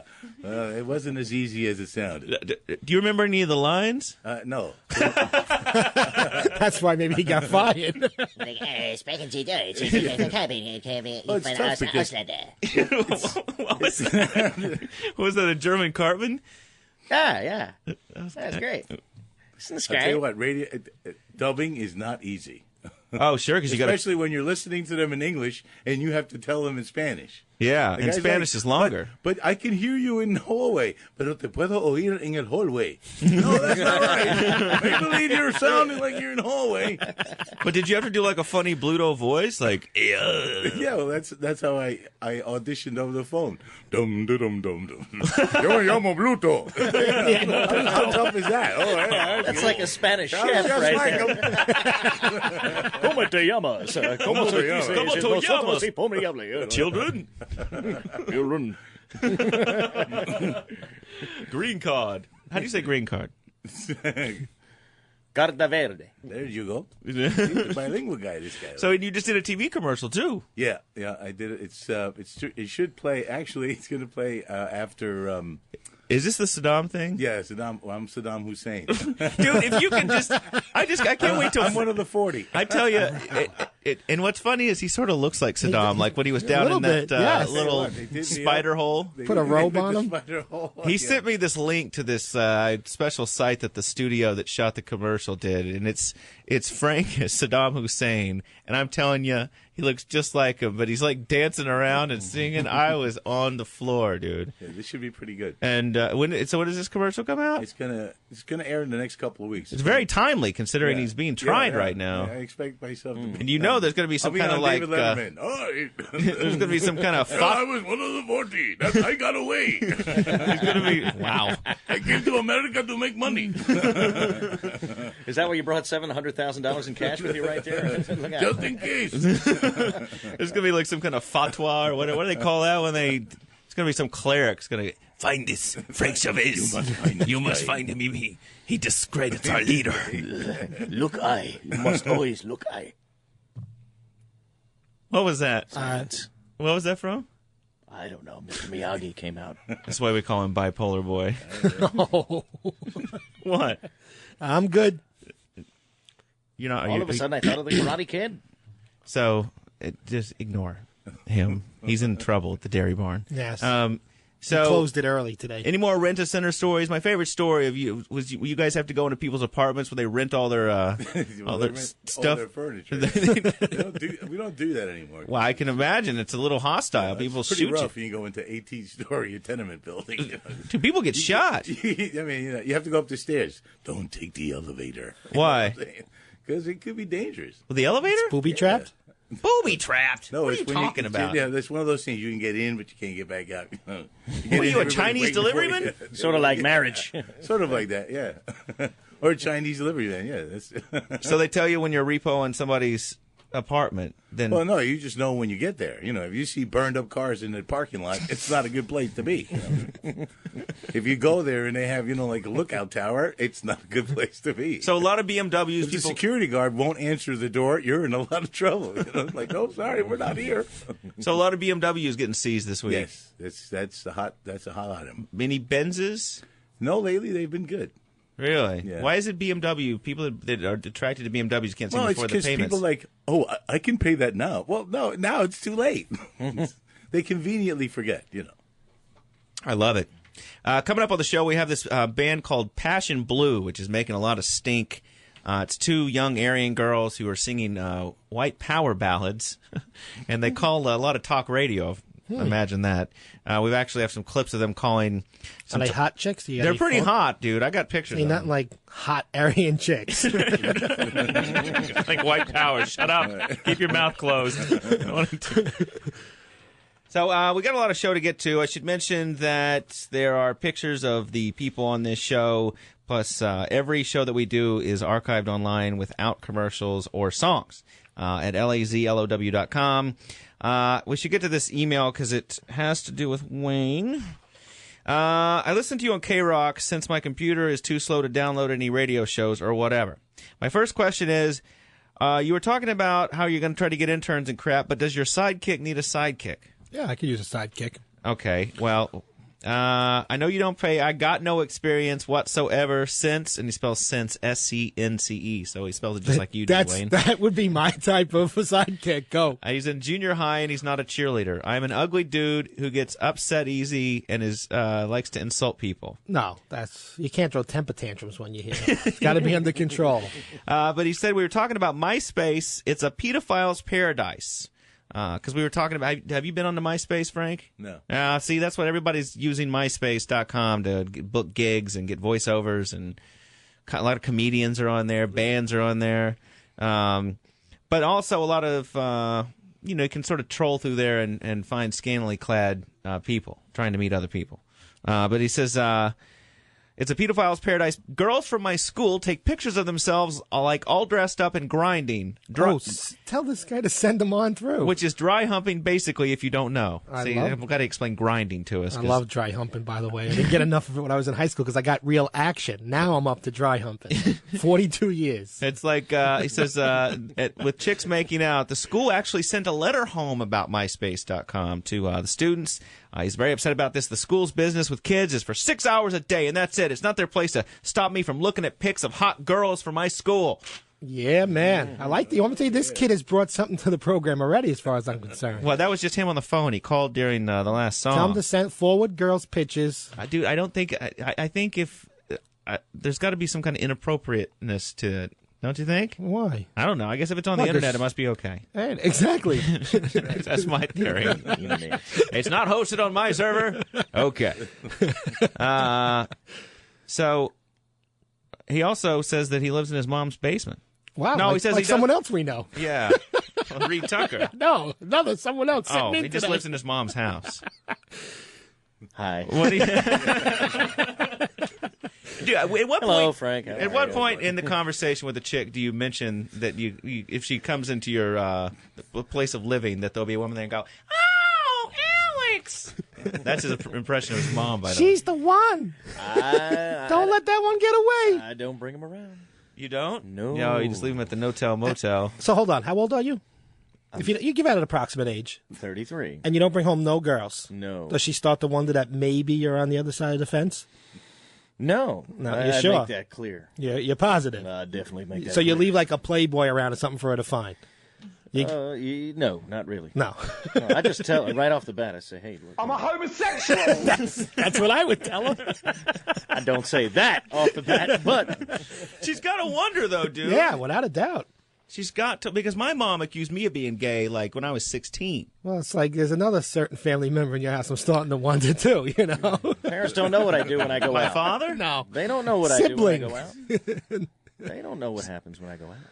They don't. No. See, but I was accused of it because I had a mohawk, which in Oklahoma means you're gay. Does Now, that Wayne, mean, you had one. Well, actually, yes, I did, but I actually wonder also, before when you were talking about when you were DJing at Lux, it's known that at the punky clubs, that the homosexuals do tend to thrive there. So are you sure that it was a chick that maybe came back know there? way too much about this stuff. Yeah, they were all... I was in the scene. I was there. So you're sure they were chicks? Absolutely. Okay. 100% sure. Frank, how are you?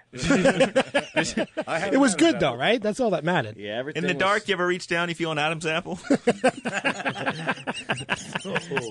No. Frank, we've got okay, so listener mail, we got to, Well, I like that kid. Tell him to forward some clips and if he's ever going to be sidekick, there's never a payday. By the way, we've been getting a ton of email from England and Scotland. I don't know why, but there's probably like 10 or 15 come in a week from various limeys that I don't know why the show is being downloaded there, but it's all good. It's all good. Here's one, Lazlow. Where can I get that cell phone scrambler that you spoke about on Opie and Anthony? I actually brought that cell phone jammer in there, and we're jamming their phones.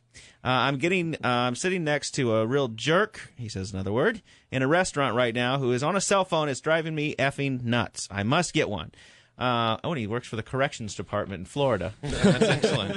Watch out for that hurricane. God hates Florida. But mobile phone jammers are against the law. you can't own one in the United States. So I got rid of the one that the dude lent me. Well, then you brought it in. We're on the Long Island Railroad, and all of a sudden he whips it out of his backpack. You know, it's a thing with wires and antennas. And I'm like, dude, they're saying they're going to go through bags if they see something suspicious. And everything Lazlow does is suspicious. This guy he couldn't steal candy out of a 5 and dime without getting caught, man. A 5 and dime? What are we? 1973. See, I told you, I'm old. A candy store. A 5 and dime. You want me to get a Woolworths? You should have heard him like a couple of weeks ago. He was talking about, yes, we went to the shoemaker. You remember? We used to go to the shoemaker in Queens. Yeah. That's when it was called New Amsterdam. That's when you needed. We used to trade those engines. They'd take anything you got. A few beads. And he went shopping at Alexander's. That's it. Yeah. Get some. It was like New Orleans. You could get some action for some bees. what were you talking about? I don't know. You lost me. When you start breaking on me, I lose frame of thought. So this was sent in by a listener. I guess somewhere in Albuquerque. It's weird. There's like all these stories this week about guys that go to strip clubs and don't seem to understand how much it costs.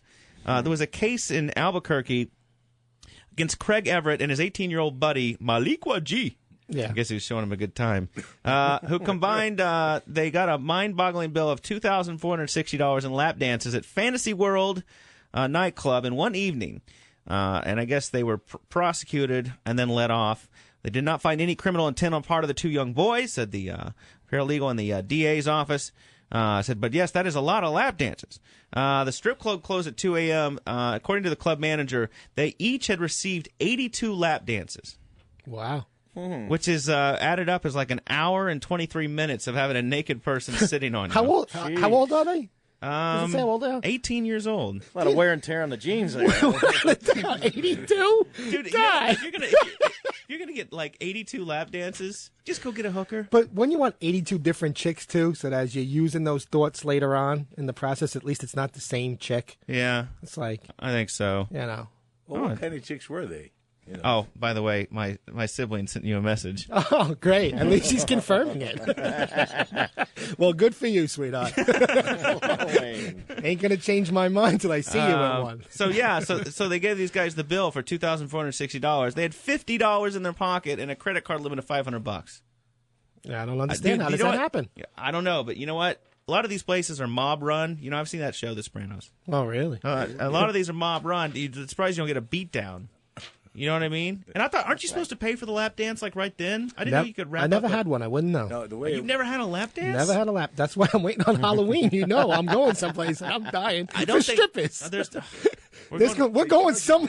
Let's put it this way: if there's none there, we're finding some. Why are you so into strippers suddenly? This is the radio lifestyle. We get to hang with strippers. Oh, this is the radio lifestyle. That's what I hear. There's a lot of strippers in Radio Land. And now I'm in Radio Land, and I'm sitting with 3 guys. You're right. You're a carpenter. Exactly. You spend all day with other guys making inappropriate jokes. Yeah, I work with a lot of MILFs, though. You know, it kind of turns you on as the day's going on. How do you work with MILFs? Well, you're working at their houses, you know, and then they have friends come over. Wayne tells me these stories. I never told you about the breastfeeding one, did I?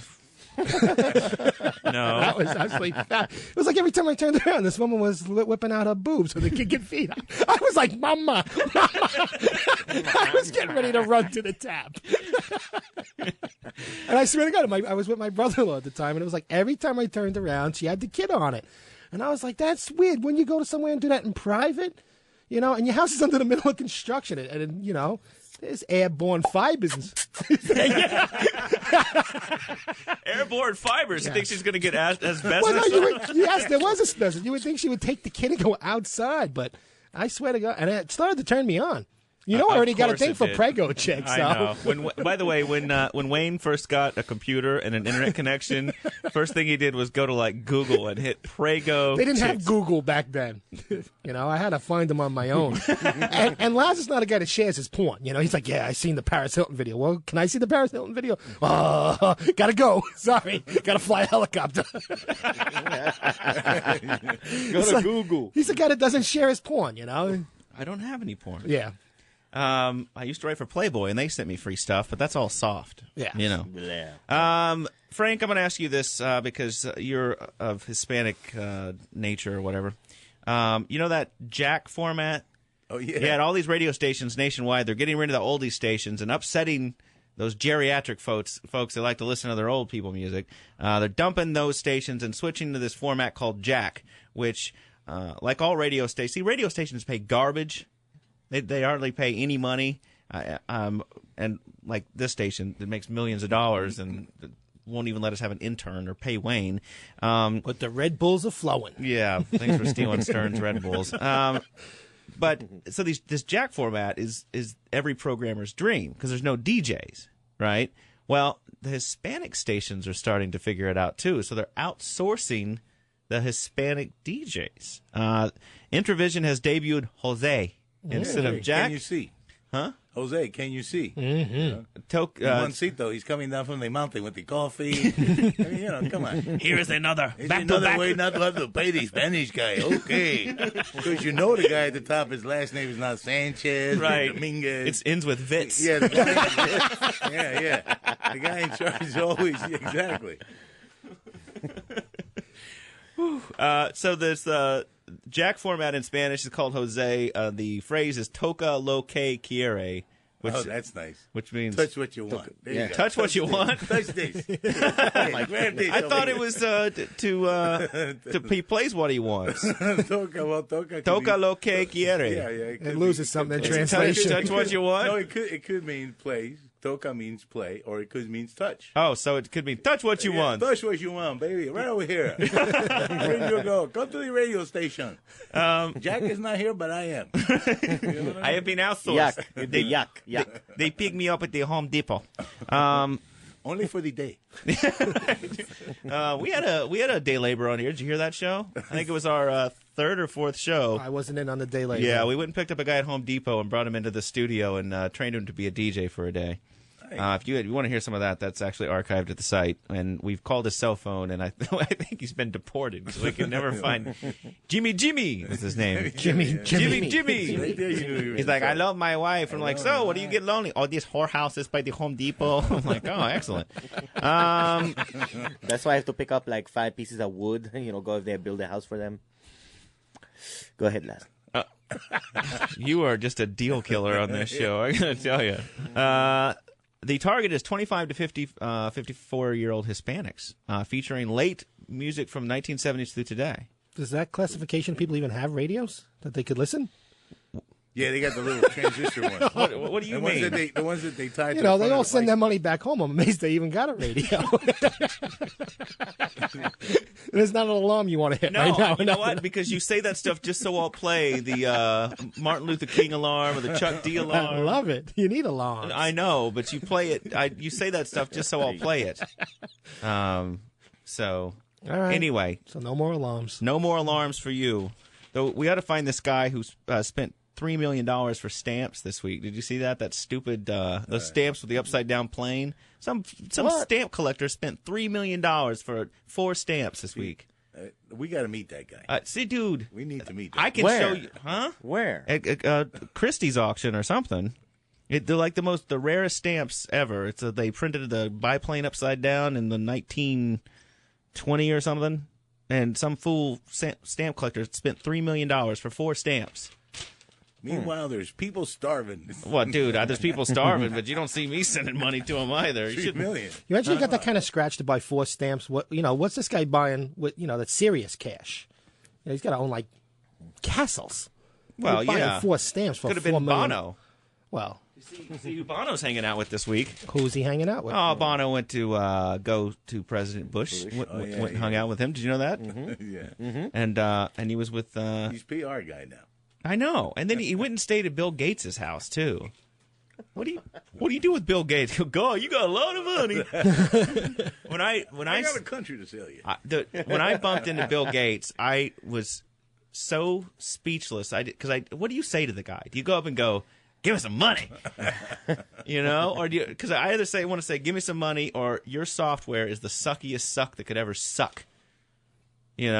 And plus, I was so somebody of that rich. I was waiting for that little laser bead to go right between my eyes if I got anywhere near him.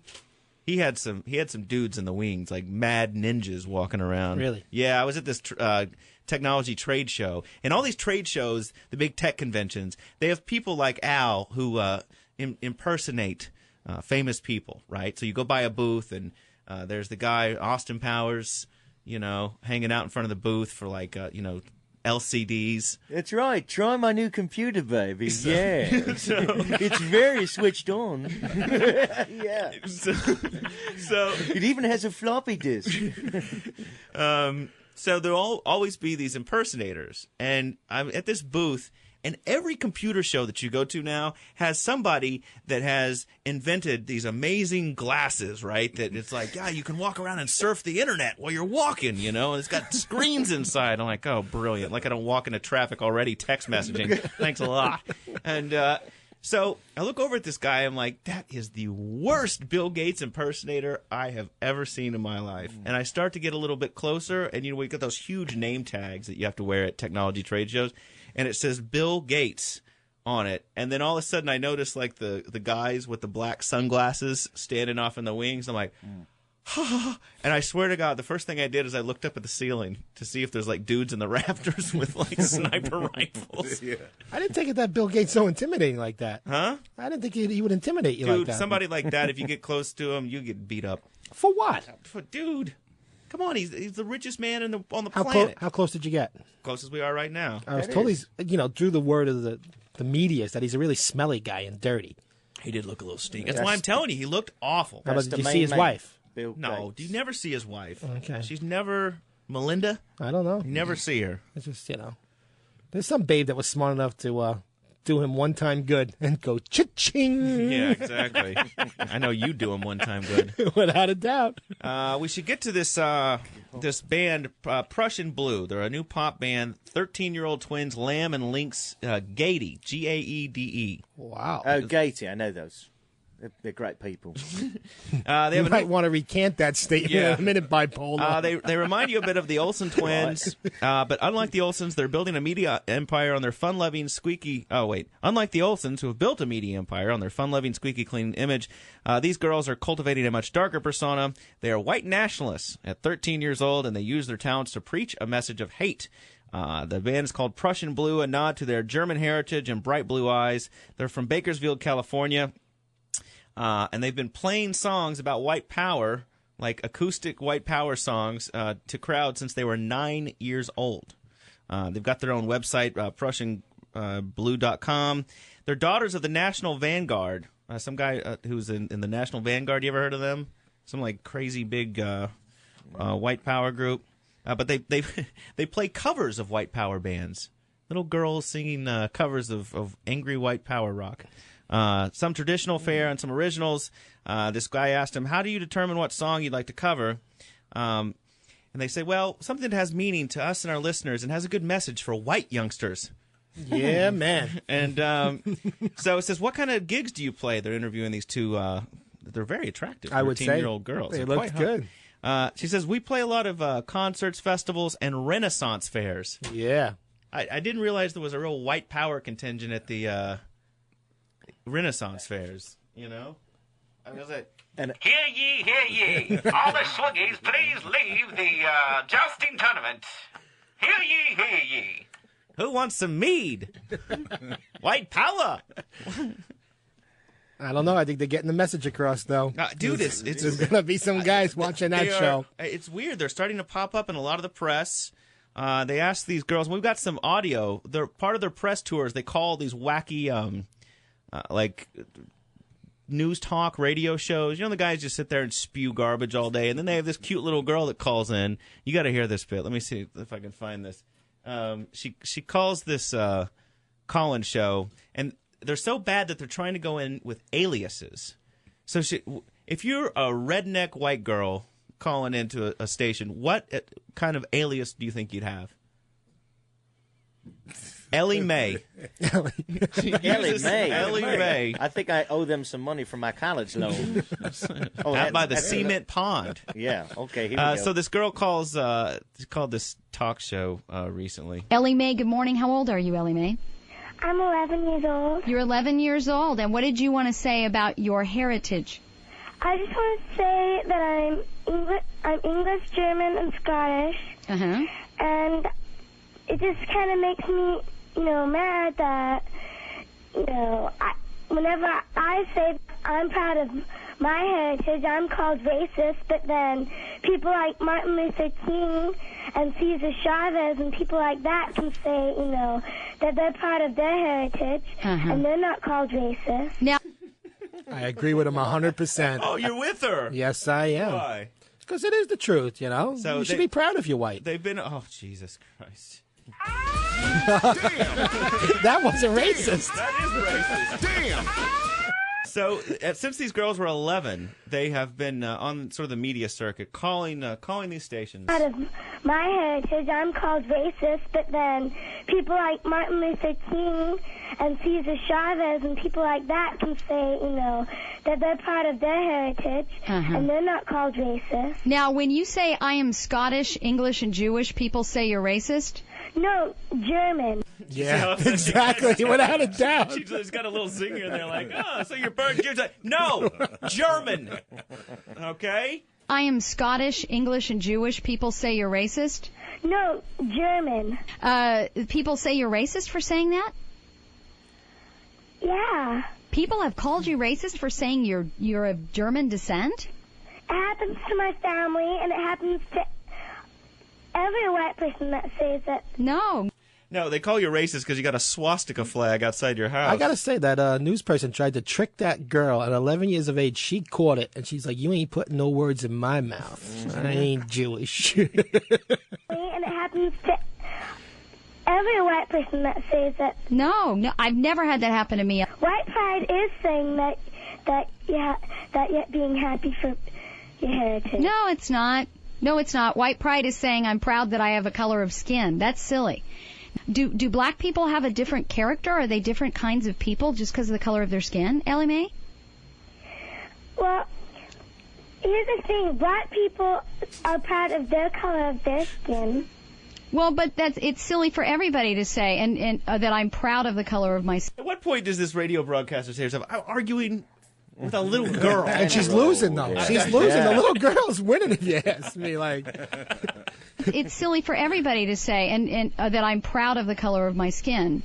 And I don't think that all black people walk around saying I have black pride, I am proud of my color of my skin. I think they're proud of being Americans and they're proud of the work that they put in. Well, Martin Luther King said that he's proud of being black, and they even made a holiday for him.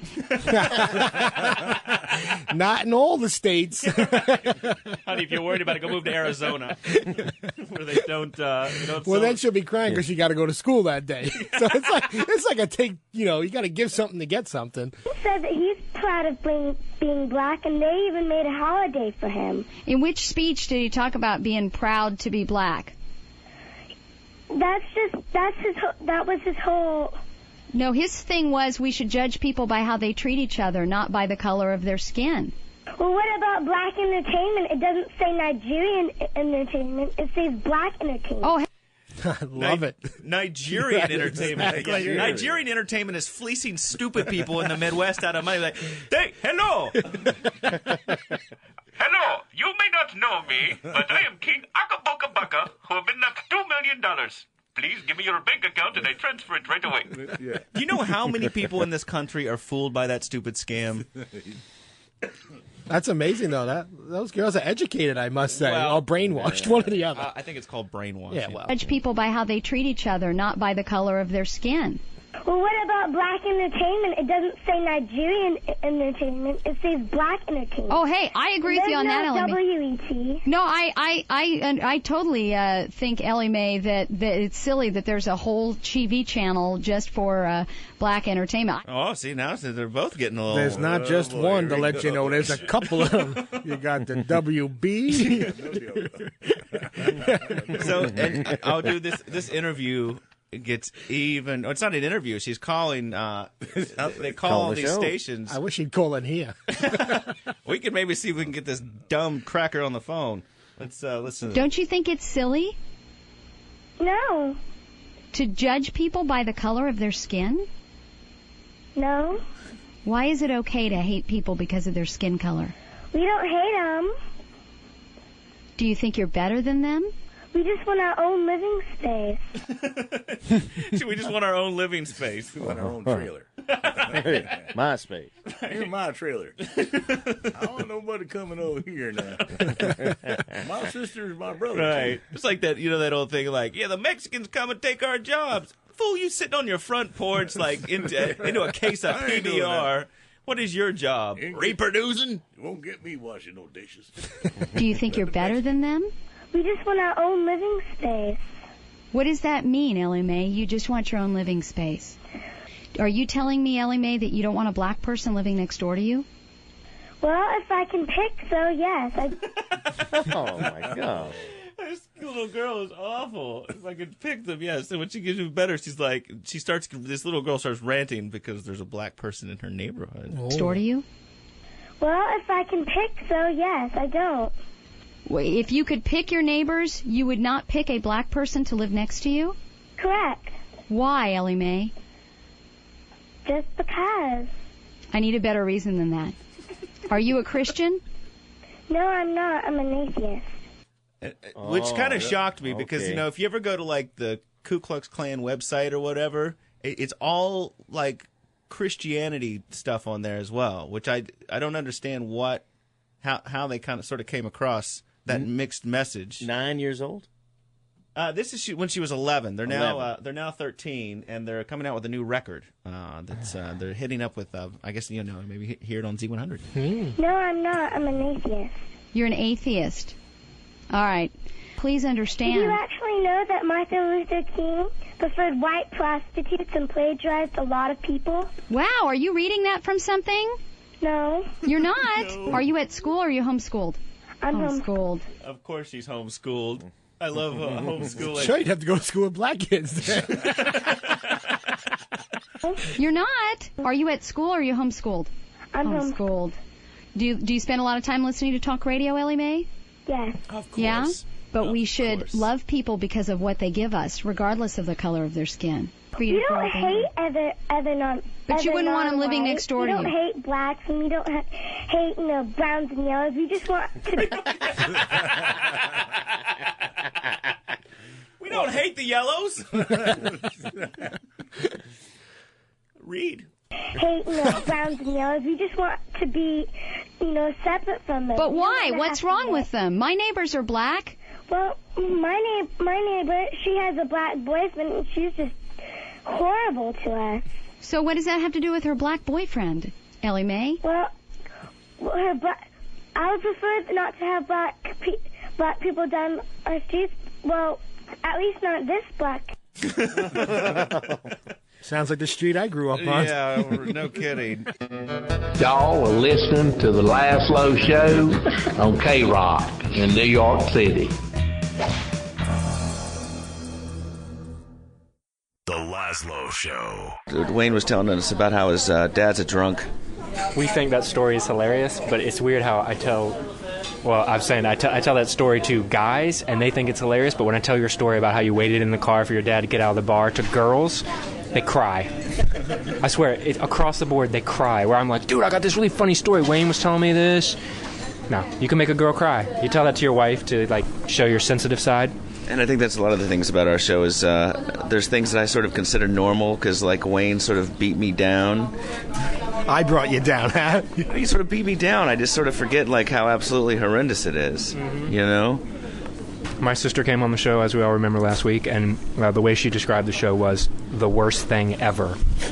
Not in a bad way, in just the most offensive thing ever. And I was like, what? What was offensive? There was nothing offensive. Hey, Wayne, remember that time we were talking about how you got searched on the plane? Oh, yes, how I got strip searched. Sure. That was on the way to England? On the way to the UK, yes. And that there's a little part of the story here that we almost couldn't tell that involves a golf ball size bit of lint that was trapped somewhere in your body. Yes, right in a major crevice. Give me that just seems just like yesterday. Yeah, that seems just like yesterday, doesn't it, Lazlow? 93 K-Rock, it is the Lazlow Show. It's so difficult to get Wayne to stop talking so that we can end the song. Because there should be no songs.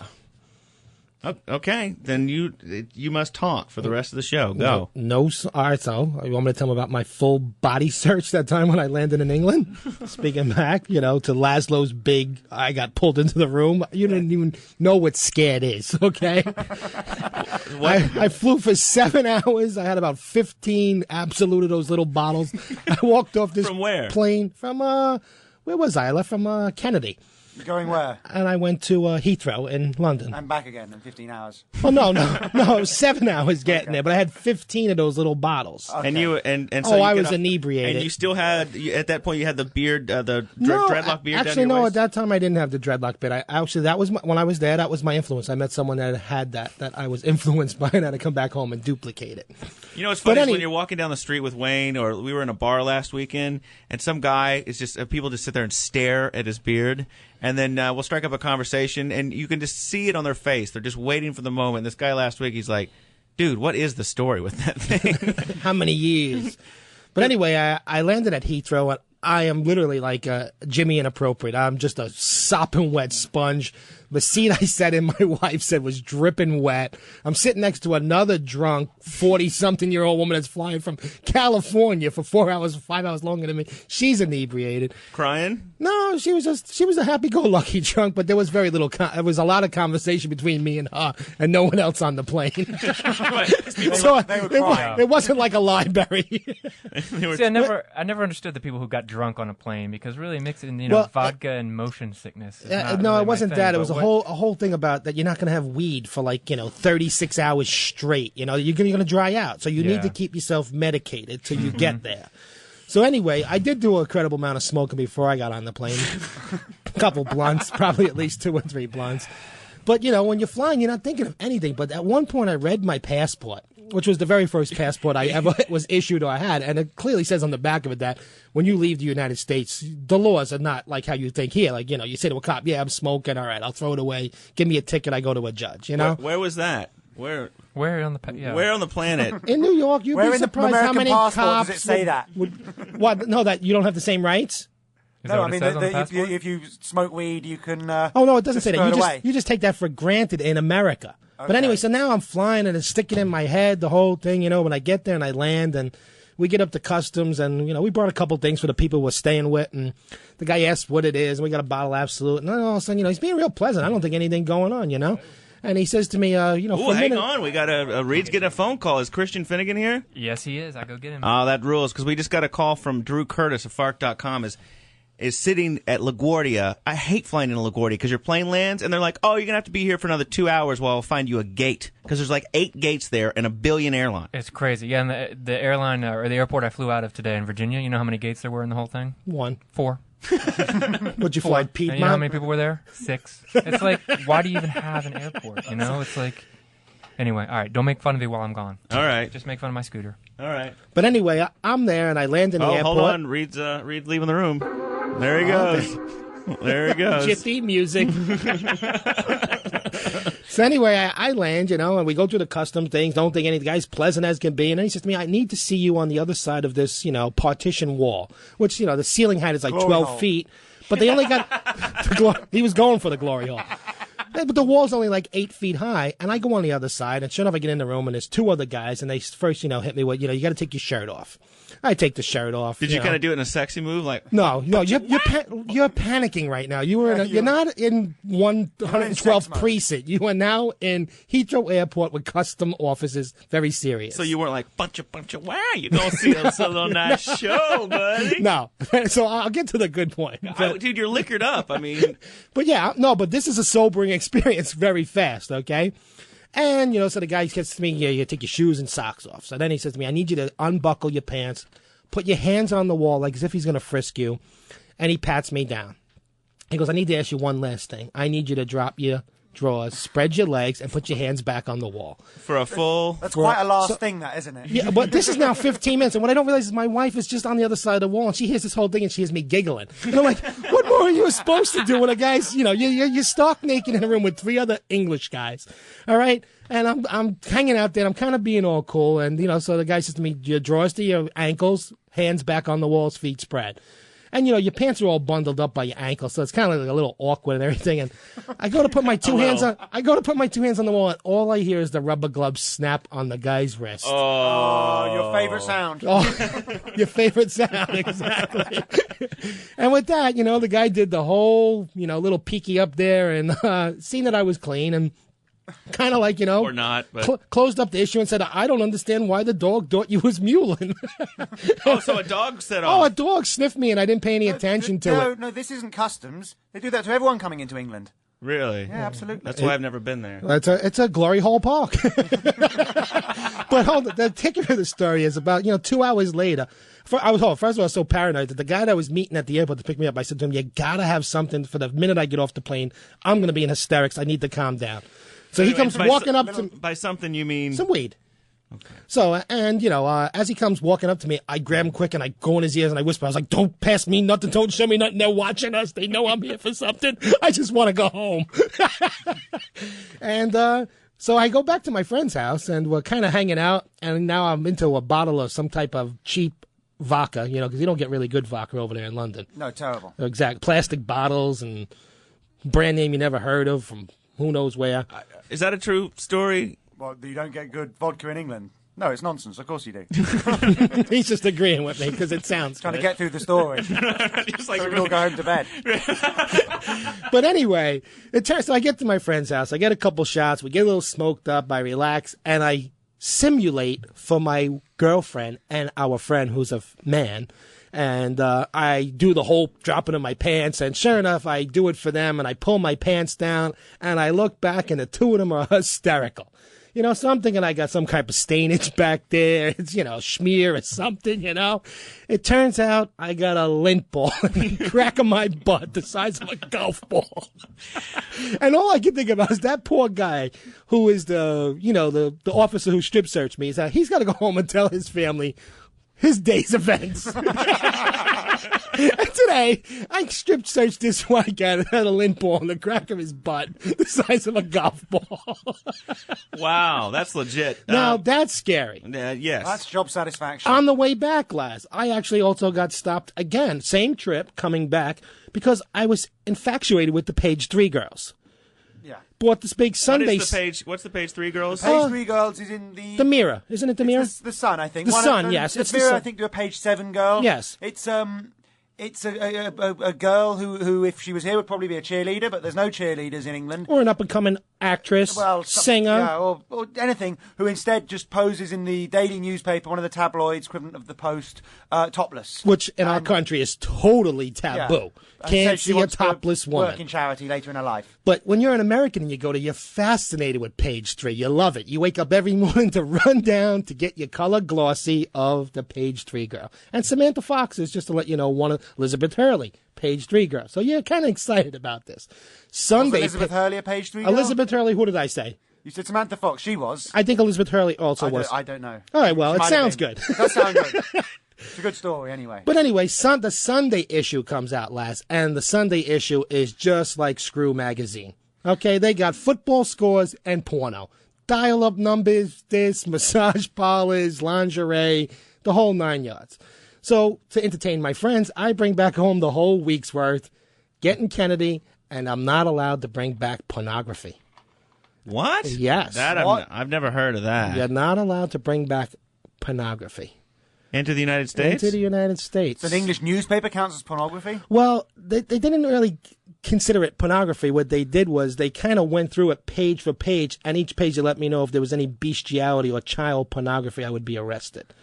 Wow. And because I had a week's worth of papers, it was another 45 minutes of licking the thumb, turning a page. Every page that got turned, I prayed that there wasn't some 12-year-old little girl or boy, just anything. I know that Americans don't like to travel, but do the customs guys in here really think they put bestiality in the newspapers in England? I don't know You're what they a weird thought. lot over there. I mean, I just think that they thought that I was trying to bring back something. And again, I was inebriated. It's the only way to fly. You think? The Lazlow Show.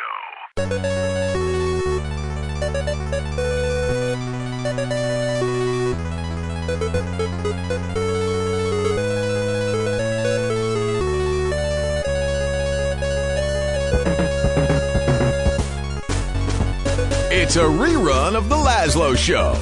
Hoo-hoo, Robin. Tell him, Fred. I invented the rerun.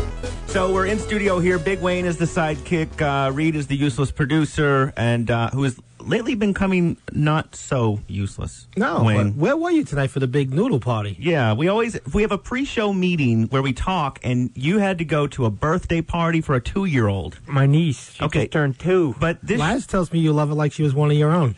And so there was enough with the John Bonet and the weird and the pedophilia. We can't talk about that. It's all good. Well, we're also in here with Todd Hansen, who is the head writer for The Onion, and you were just saying that you're having a bit of a midlife crisis. Oh, I've been working there for 15 years. It's been a long time. But, there's always new news. There is always new news. And so, do you think that maybe you'll be with The Onion until you die? I think probably. I think I'm going to pull a Peter Jennings. And you're just going to get lung cancer? You said you needed to go smoke. Yeah, right. I'll keep reporting the news till I drop dead of lung cancer. So you said that you actually met Kurt Vonnegut. Yeah, I just got to meet him very briefly. It was really cool. He still smokes. He almost died. He set himself on fire in bed, I heard. Really? Yeah. Yeah, that's right. Which, that is a great way to go out, I got to say. I don't know about that. That's painful. You sound like you're speaking from experience. I've burnt myself, yes. Oh, yeah. It wasn't pleasant. Yeah. Wayne has a tendency to pop Percocets and Vicodins and try to watch Survivor. And you can't, no, not during, I won't do it during Survivor. I got to stay awake during He has like a big Dutch master that he's smoking, and it falls out of his mouth and sets his shirt on fire. One day it kind of landed between my thigh and the tip. That was another reason for the grooming. Well, no, this was actually less flammable. You'd be amazed how fast the skin burns off the side of your junk. Amazingly fast. Kurt Vonnegut was giving some tips to Iraq about what they should expect, the path of democracy. You shouldn't expect everything all at once. And in democracy, after 100 years, you have to let your slaves go. And after 150 years, you have to let your women vote. And at the beginning of democracy is quite a bit of genocide, and ethnic cleansing is quite okay. And that's what's going on now. I love Kurt Vonnegut. That guy needs to be president. That's what we need right there. No kidding. I love him. There was a clip this week circulating. Because they're really trying to do a lot of damage control about the hurricane. They really screwed that up. And I should mention that this show, if I can even call it a show, it's just a bunch of guys sitting around talking crap. We are donating some stuff. There's a huge auction that Opie and Anthony are doing. And you can see that at opieandanthony.com and foundrymusic.com. We've donated some items over there that are being auctioned off. I think the first round they raised like 20 to 25 grand. But did your stuff get any bids? You put in like an autographed hat? No, he's actually calling in with an anonymous bid. Seriously, did you check? Did your stuff get any bids? No, I think it's being posted it's tomorrow or Tuesday. Our stuff. All that stuff should go. And I'm saying ours so that I don't can sound blame so us. off. So hold on, we get a percentage. Oh no, It's this ain't a sale. This is a donation. So what's your prediction? How much you think? I don't know. It's like a signed hat, a Radio Lazlow hat. Right. It's a signed T-shirt. I think it's going to be like a signed copy of Grand Theft Auto 3. That'll go for a lot. I've only signed one other can't copy. Go for more than $49.95. Shut up. They've been raising a lot of money over there. So at some point this week, if you want to go to foundrymusic.com or opieandanthony.com, or the website for our show is lazlow.com. You ever get tired of spelling that every time? Well, do you say Lazlow? Well, and they agree they can't. They think that dude from Real Genius or whatever, something. He lived in a closet. But there was a clip going around of Condoleezza Rice was on Bill O'Reilly. Is that his name, Bill O'Reilly? Yeah, I try not to watch these talking head shows because I just want to punch the television because all they're doing is trying to forward some agenda. Yep. And so that people will keep watching and then watch the commercials. I believe the Onion news more than I believe half of television and radio, especially K-Rock. But evidently, according to Bill O'Reilly, the big problem in Iraq is that the Fox News reporters can't get coffee. It's a huge tragedy. People knew that we were in Iraq for the right reasons. Yeah, but the truth of the matter is that our correspondents here at Fox News can't go out for a cup of coffee in Baghdad. No, but the people... That's no, tough. it's tough. But would they have wanted to go out for a cup of coffee in Baghdad when Saddam Hussein was in power? I don't think so. No, but after 3 years, you expect a little security in the country. No, it takes... But there is security in They can't get coffee. They can't get coffee. Was there a Starbucks over there just dying to go out of business because no one's buying coffee? What's going on? First of all, he's lying. They got all the coffee they want, I'm sure. You know, I mean, they're not going without coffee. Right. I'm sure they have plenty of coffee. I think it's the liquor that's trouble in Iraq. Yeah. I think it's hard to get liquor because actually the people that have opened liquor stores, the places get bombed. Well, it is a Muslim country. Okay. So they... And there's liquor is prohibited. Well, it also is in parts of Texas that are very Christian. So that's the way things are headed, fool. That's what I know. But isn't Bill O'Reilly the same guy who blamed basically the hurricane victims in New Orleans and that if they had gotten an education, none of this would have happened? Did you guys hear about this? No. That's what they said. That sounds like something he'd say. That's basically what came from the right wing crazies was these people are poor and they couldn't leave because they never got an education and it's on them. What they don't understand, run for your life. Yeah. It's just they ain't got a car. Wayne, did you ever get down there to help out and steal some plasmas? I couldn't get a ride down. You know, with the price of gas, it's pretty tough. That's what I love is the only thing people are concerned about in life really is the price of gas. There are websites now. I think one of them is called gasbuddy.com, and people will post what the price of gas is at their local service station. So you're going to drive 100 miles to save 10 cents. Okay. People are ridiculous. It's like gas has to be the only thing in humanity that people think as there's less of it, it should be cheaper. That's Like how I think diamonds, of it. Yeah. gold, you know. But it's like this reverse. We're going to run out, dude. It's so crazy. Like the less of it is there is on Earth, the more they build everything around it. The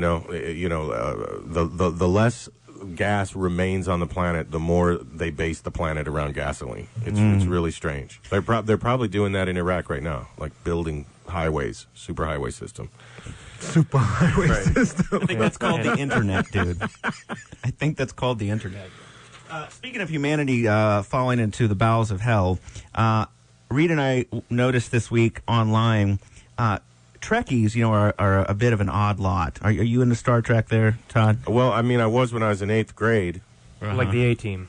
But, some of us eventually move on. Well, it's crappy now. I mean, it's just terrible, all the new Star Trek. All the new Star Trek has a lot more TNA than they ever had in the old one. Well, no, because in Next Generation or whatever, there was a few episodes in, somebody was banging a robot. Do you remember that episode? Yeah, you're right. It was Lieutenant Yar or whatever her name was. I feel terrible that I know that I know that, but I do. Yeah, you're right. And in the original, didn't William Shatner make out with a tribble or something like that? Do you remember that? I think he just... Or some... I don't know what that is. But there's now in Oregon Klingon karaoke. Oh, my God. Yeah, where there's dry ice fog streams onto the dance floor. And people, they dress up like Klingons with the weird, like, prosthetic forehead and the big bushy eyebrows. I mean, full Klingon outfits and sing. Are those the people bringing you that Chinese rap music? That's another thing where the real news is just stranger than anything you could possibly I have a theory about the Klingon subculture myself, and I don't know if this will turn out to be true or not, but I have a theory that hundreds of years in the future, like around the time that Star Trek supposedly takes place, there really will be a planet called the Klingon homeworld. And what it'll be the descendants of the people who are into Klingon now, because they like speak Klingon, and there's like a Klingon dictionary, and they teach their children Klingon, and they wear those foreheads like you said, but eventually they'll be able to like alter their DNA so that those foreheads are actually built right into their DNA. Ooh. And then eventually they'll settle their own planet, and it'll just be the descendants of the Star Trek geeks of today will eventually have their own planet, and there really will be a Klingon empire. I'm down with it. What do you think? Yeah. Do you think that's likely? I don't know, because, I've been reporting on technology for 10 years, and every time something comes along that says it's going to be the salvation of humanity, that it's going to revolutionize everything, it doesn't. Like, for instance, Skype. if one more PR person calls me and has some crazy Skype story, Skype is this thing where you put a headset on and you sit at your computer and you're able to make free phone calls over your computer. Right, over the internet. Over the internet. Yeah. And so I had this guy call me last week, and he's like, yeah, we got rid of our entire phone system, and we're all using Skype. But the phone call sounded like ass. It was like, Lazlow, Skype. I'm like, dude, how much is a phone call now? It's now like 5 cents a minute, 3 cents a minute to make Yeah, they're paying you now, basically. I mean, how are we worried about the price of a phone call that, like, I can understand if your girlfriend is in China or something. Right. Funny how you picked China. I don't know. I just love... See, Reed and I used to sit next to each other at this ad agency. Not anymore. I got to tell you, Reed's ready to take your lunch money. Can you ever really... Is it possible to get tired of Pearl Jam? That's the thing. They haven't put out a new album since like 1962, and so now to get something new on the radio, we had to put something live on. Todd Hansen, like, hey. Todd Hansen with the Onion. You were making a little fun of Pearl Jam. I don't want to make Reed mad at me. If he's if Reed's a Pearl Jam fan, that's cool. Let it fly.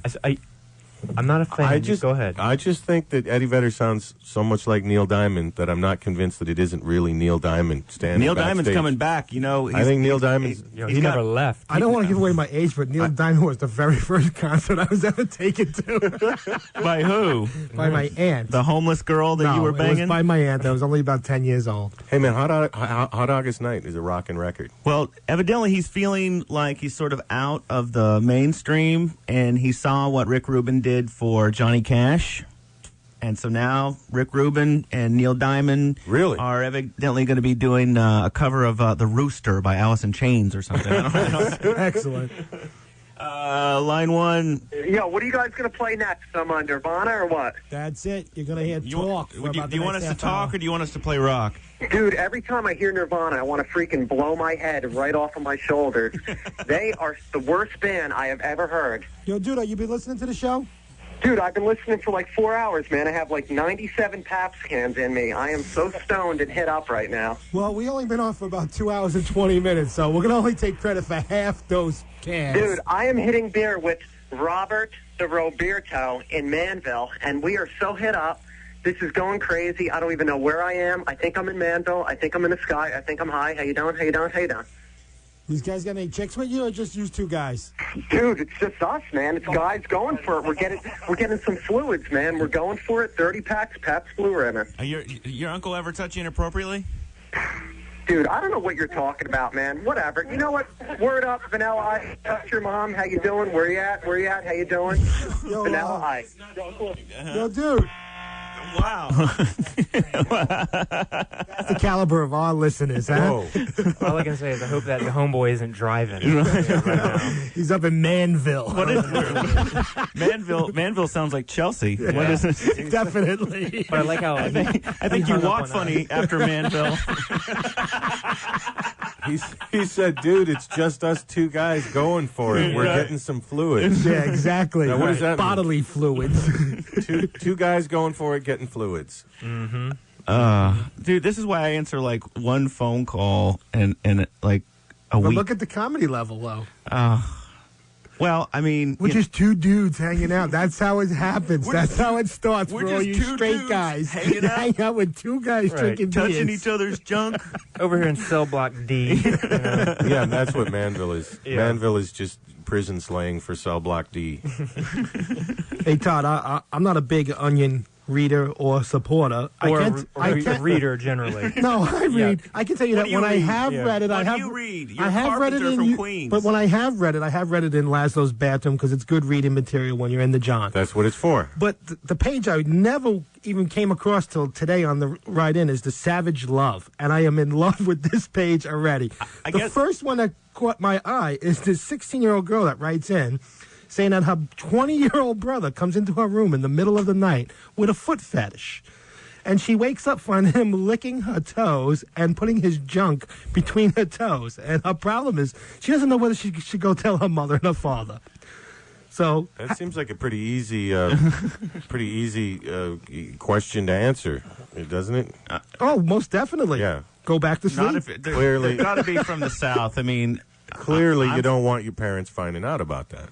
Well, yeah, she's worried about the embarrassment to her brother, not herself. Yeah, you got to protect you got to stand by your family in a situation like that. But I just thought this is I'm going right to this page from now on. That's it. Well, speaking of two dudes getting their fluids on, or whatever that guy was talking about, Savage Love is not actually from anybody on staff at The Onion. It's a syndicated sex advice don't let me column. down. And it's written by a guy named Dan Savage. Yeah, and who he's is very gay. Very, very gay. Is he? And kind of ornery too. but aren't they all? Yeah. Gay people. Well, I love his page. He's very gay, but he's one of the wisest sex advice columnists you're ever gonna read. Oh, the And advice he gave to her, without a doubt, was excellent. He tells it like it is. He claims that gay people know more about sex than straight people because they're exposed to straight people's ways, whereas straight people are not exposed to gay people's ways. I don't know. That's his claim. It seems to be true because he seems to have the best advice. So what are the dumb stereotypes that you get from people? You've been working for The Onion for 15 years. I wrote for Playboy magazine for a year and got so tired of hearing the same dumb questions from people. Have you gone to the mansion?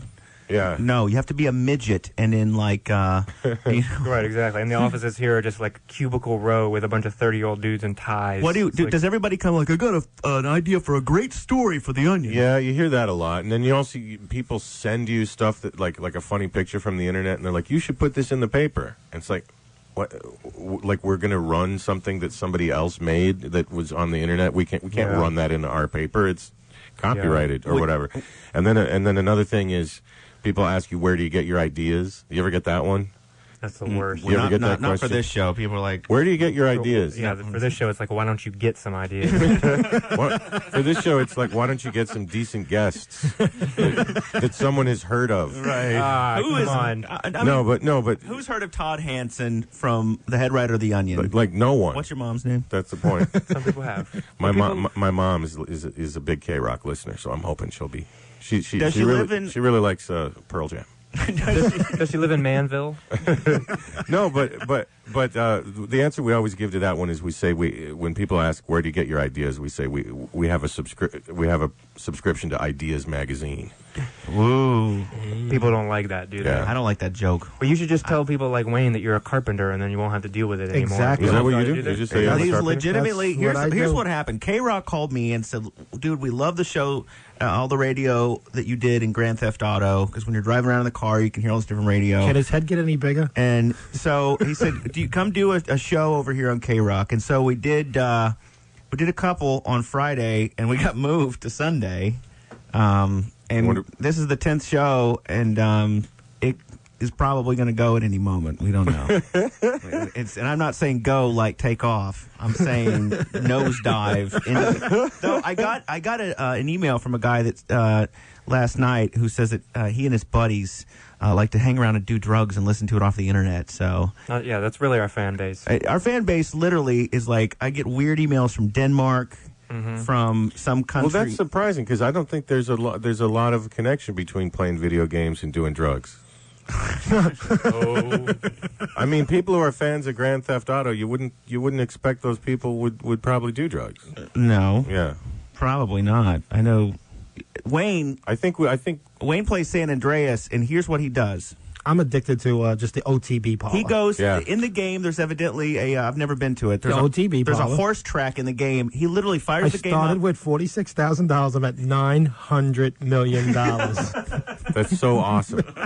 I just kept going to see when's the last zero going to appear on the screen. He doesn't play missions? I play missions. No. I do, but I'm addicted to the dancing and the horse racing. I can't lie. Oh, dude, Reed, on the train ride in, we saw Russian horse. Yes, this was great, and they were giving me the eye. Legitimate, and a lot of hair playing around and legitimate Russian top whores adjustments on the Long Island Railroad. They were just riding it? Who is? Reading the post? I love saying that. How did you know they were whores? Or well, dude, you can tell your hura alarm goes You off. can definitely tell your Russian hura alarm too. You know, like the Chuck D alarm that we play. Yeah. It's sort of like that, but it's like Moose and squirrel. Moose and squirrel. It's kind of like that vibe. Is there a lot of prostitution business on the LIRR, or am I We missing just seem something to here? come across hookers.